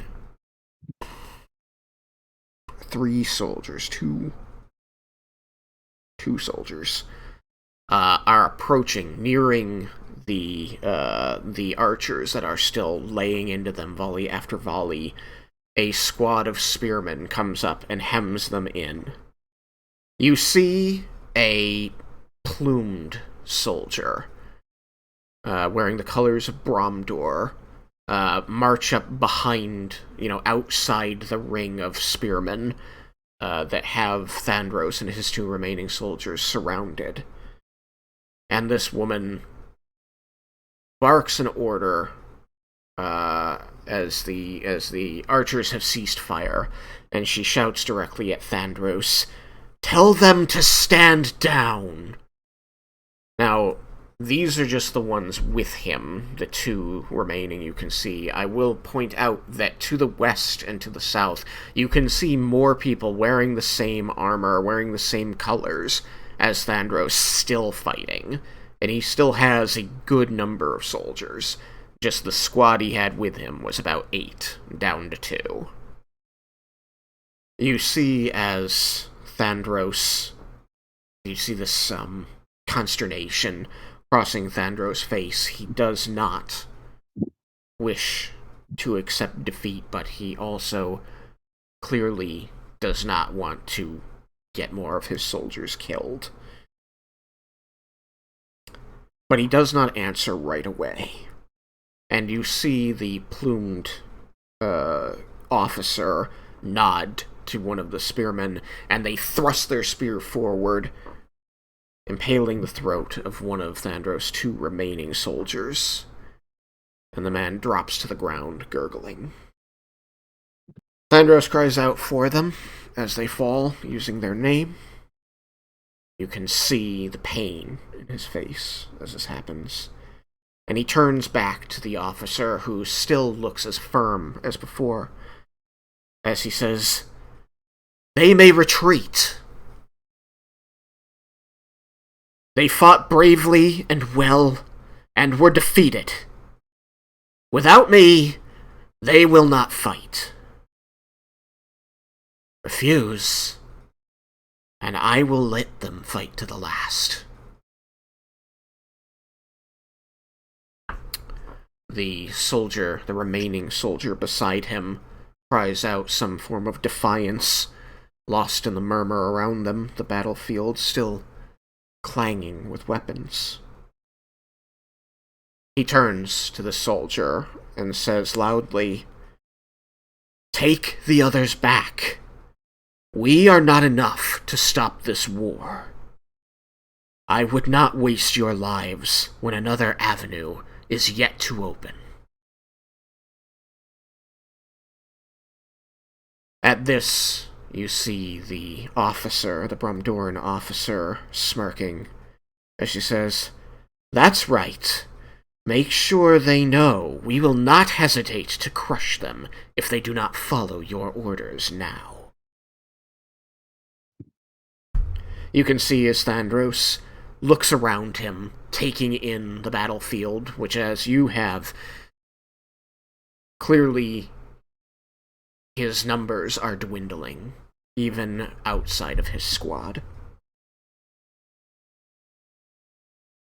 You can now all see that the fighting among these other groups has paused, crystallized in this moment, everything hinging on what his next words are. He looks back to the officer and bares his teeth as he says, "I will go nowhere until I see my last soldier walk from this field." And the officer looks at him coolly, eyes half-lidded, as she says, "Fine then."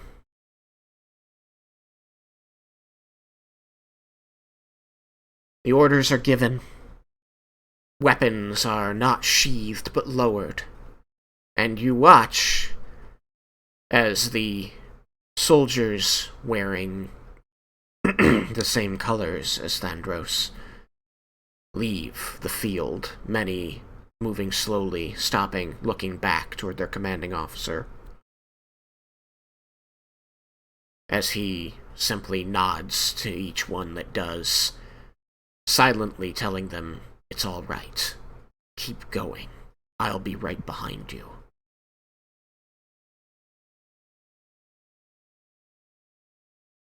As the last of his soldiers is marching their way out of earshot of this skirmish, you all still hear, and they having not moved, I will believe think that's Thandros.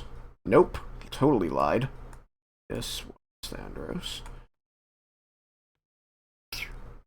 That one was Thandros' body double. Yeah. Why they were fighting just right next to each other, nobody knows. But Is this Wild Wild West all over again? Spaceballs. You can't season on them. You captured their stun doubles.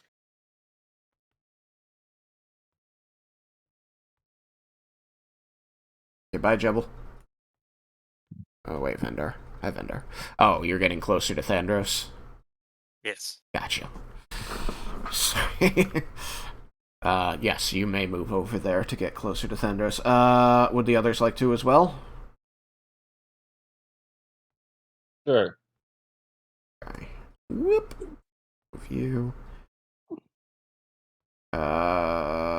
Yukikaze and Jebel? If Jebel moves, I will. If not, I'll view from a different perspective. So we're still telepathically bonded, right? At this point, it's probably pretty close to. It's getting close to the end. Yeah. If we did about an hour beforehand. Yeah. So we're probably we've probably been here for like 50 minutes. Yeah. And it was, as Dymsa said, that the sun was just falling below the horizon as this defeat was acknowledged, and Thandros ordered his men to retreat. Did Leah outright say that she's going to do the thing with her fairy? Are you asking if Leah is verbally reporting what she's seeing through Lorelei? Or she said that she told us that she was going to have one. Oh. Leah, did you inform the party that you were using Lorelei to see what was going on? I don't think that struck her mind, no, so she didn't. Okay. And I don't think I'm capable of speaking to me when I look into her. So I think you can speak. You just can't see or use any of your regular senses because you're using hers. Because let's see. Voice of the chain master. You can communicate telepathically with your familiar. Blah blah blah. Perceiving through your familiar senses. You can also speak through your familiar in your own voice, even if your familiar is normally incapable of speech. I would say if you're able to speak to the familiar. Be kind of funny if she could speak through her body, but she couldn't yeah, hear it doesn't what specify she was that. saying. Yeah, it doesn't specify that I can still use my own senses at the same time or not. It's all right. So what I'll do is those guys said they were going to. I'll say telepathically before it ends. So I'll stay over here in case there's something happens too quickly to give the perspective. Unless Jumble goes over with the guys, then I'm gonna stick with Jumble. That's what I'm gonna say. I understood nothing of that, so. So was I breaking up or? Yeah, and it was like a constant knitting, like you were like you were rattling a coin bag. Oh, sorry, I was messing with my work keys. Those guys said they were gonna move, right? So Laromendis move.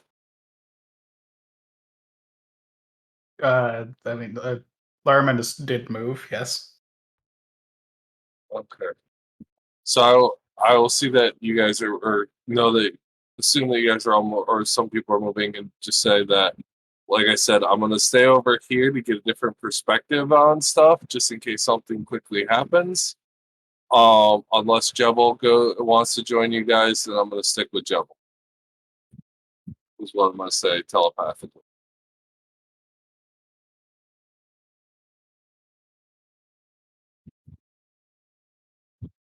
Do you guys hear me okay?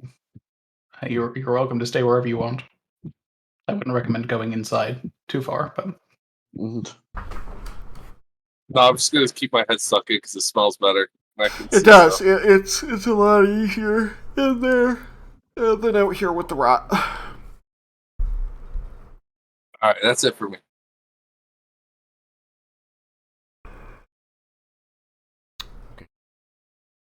Jibble, you want to stick your face in the place where it doesn't smell like rot, just blood?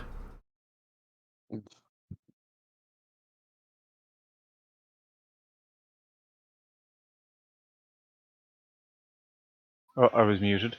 Yeah, I was. Yeah, Okay. I'll keep an eye on what's going on. Yeah. Sensible. Alright, I'll move you guys to there. Lorelei is, like, out here. Dymsa's like, well, I gotta see this from a different perspective and also see the things I missed during that battle.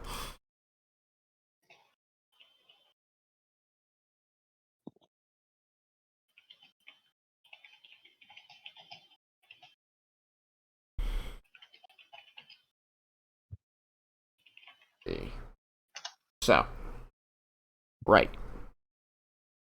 As I was saying, as the soldiers are moving back away toward the river and toward the west, but still nearby, just out of earshot, you will see as the Brumdoran officer leans in, smiling quite nastily, as she says to Thandros, "Yes, they will all be fine additions to the peacekeeping contingent as soon as Everwatch surrenders.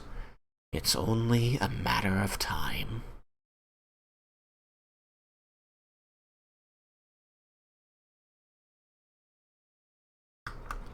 At this point, she takes him by the shoulder to turn him and others, soldiers with spears, come up to flank him, push him deeper into the Brumdoran army. As you can see, many of the soldiers are setting up tents and preparing to camp for the night here on the southern bank of the River Nalthus. And as she begins to walk him away, you suddenly see all of the activity, including many of the retreating Draknir army, stop as there is a flash of light in the air above them.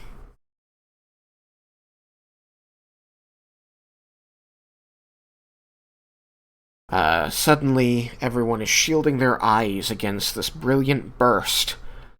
And after a moment, the light dies away, and you can see, glowing in the air about 30 feet up, 2 winged dragonborn, who seem to stand upon the air to either side of a man you all recognize now as Tatsuya Lumas. Fuck Tatsuya. Dun dun dun. And as weapons are raised against this potential new threat, he and the angels put out their hands to show that they are empty. And he says, in a booming voice, clearly enhanced by divine magic, "I come with ill news. Arcosia has fallen, and the beast at fault threatens your country next. Bromdor alone possesses not the strength to defeat an ancient dragon, but I am gathering forces to send her back to her pit. Those that would stand with me against the evil of Tiamat will find brethren on the island called Stormreef. I next head for Tuka to ask for aid there. Once I have sent all willing fighters, I will join you, and we shall strike down the beasts who threaten our world." Like at this point, he's like, well, we can see definitely his warning fell on deaf ears here.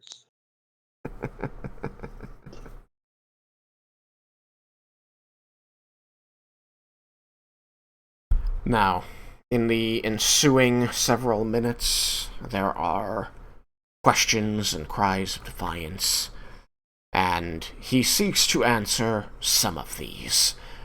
Mostly just repeating the pieces of information he thinks most important for people to know before another flash of light whisks him and the angels he is with away.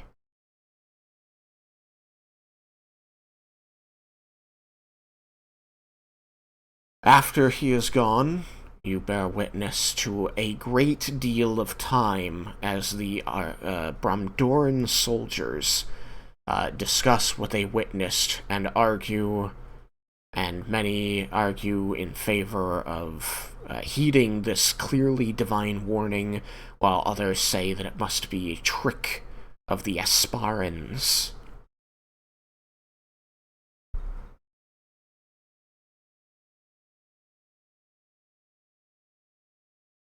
But, most oddly, you take note of the fact that the officer who ended the battle and took Thandros prisoner, as she seems very concerned about the words of this Dragonborn, and is consulting at length with other officers and mustering soldiers to try and come to a decision. You hear as they discuss splitting forces to investigate.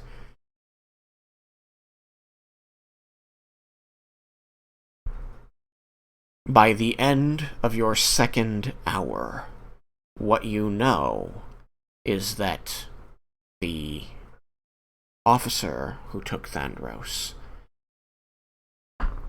intends to take a small contingent of the Bromdoran soldiers, as the siege here will not require all of them, at most 50 men. And she is going to take with her Thandros to investigate these claims. What you know, because you can hear and see all of the things going on in this area, including that which was not discussed between her and her officers, is that she seems more concerned and more convinced of the truth behind Tatsuya's words than one might have expected. So much so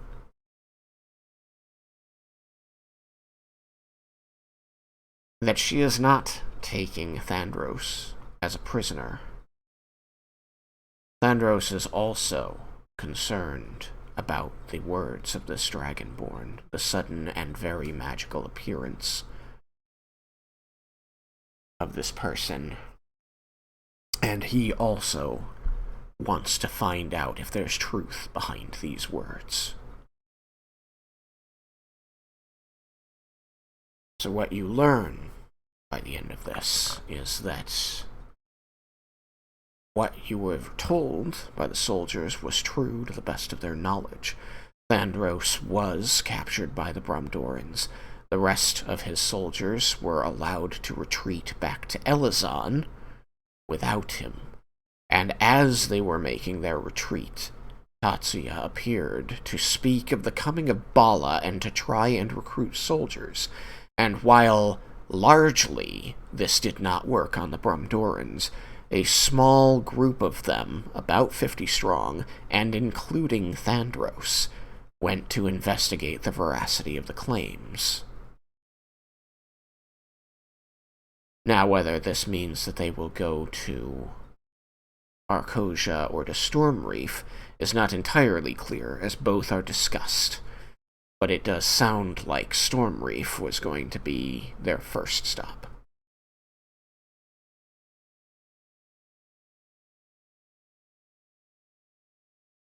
God, Raiken, if Thandros was with your idiot brother this whole fucking time. Well, I mean, technically, wouldn't be with him because if they went to Stormreef, then they'd be waiting for him. So I realize now I could have tried some of the things like commune or to try to send to him. That I But might would try you to look send at to him that? now. Some of them actually did possibly believe him. Yeah, of course, none of us could have expected the whole fucking your brother appearing in the fucking sky with angels.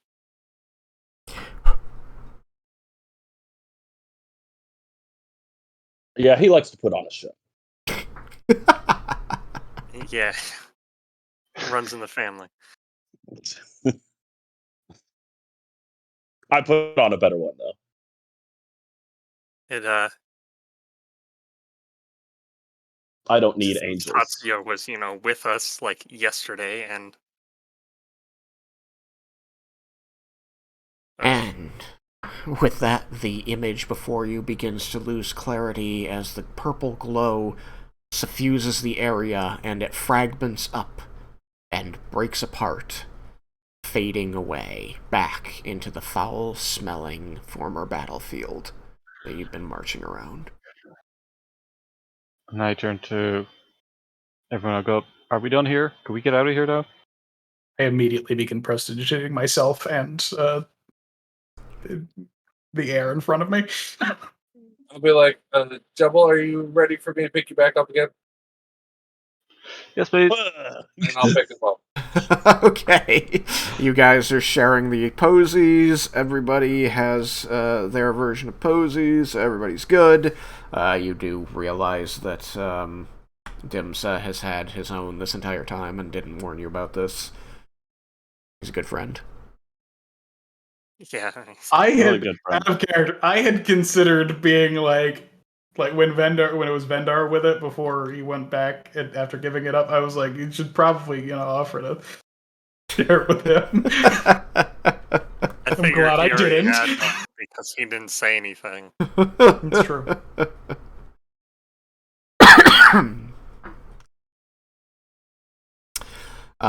And he leads you back over to the city. There. Not half bad for a first casting of your new spell, huh? Yeah, it was fun. Laromendis is just giddy. I feel a little bit like an idiot that I didn't try sending to him beforehand, but as soon as we get back to Cyrus, I'm gonna use that stone. Laromendis is going to send to Cyrus that we have seen what happened, have some leads, and are on our way back to the city.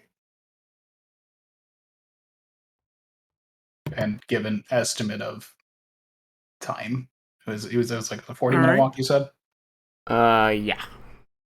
I would appreciate if you'd write it down, because my response will likely vary based on whatever it is I do next week. Okay. Oh, wow. Word counter, It's but time. actually- I was about to jump back to you. No, it's 10:30. Look at that. Perfect. Yeah. I've made decent use of my time over here making like the largest possible multi-branch commune structure I've made in a while.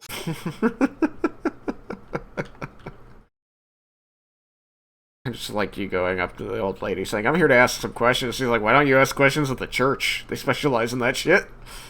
Because I knew it would take time, and I was hopeful that she would just be back.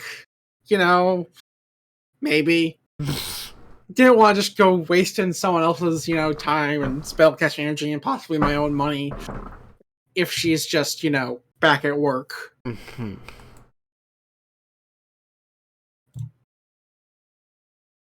Well, I hope that was interesting for everyone. Yeah, what a plot twist.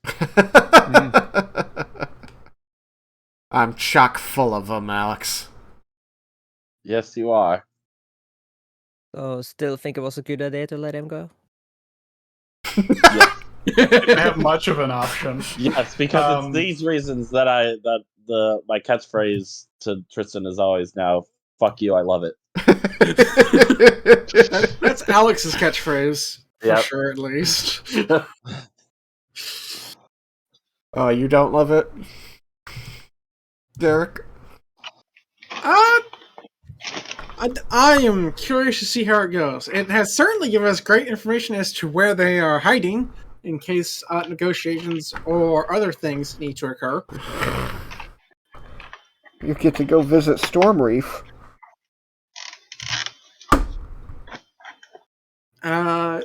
Tristan, could you do me a favor and pin that sending in case it gets buried in snark between now and next week? Snark. Okay. I was also gonna DM it to you, Derek. Okay. Okay.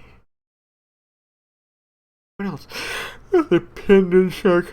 Sending shark. Okay, that's fine. Woof! Excuse me. Okay, so, yeah. Everybody take a nice, healthy 1300. Woo! How many times can you use that sending stone in a day? 1. So Damn. you'll be lucky if it's not used by the time you get back.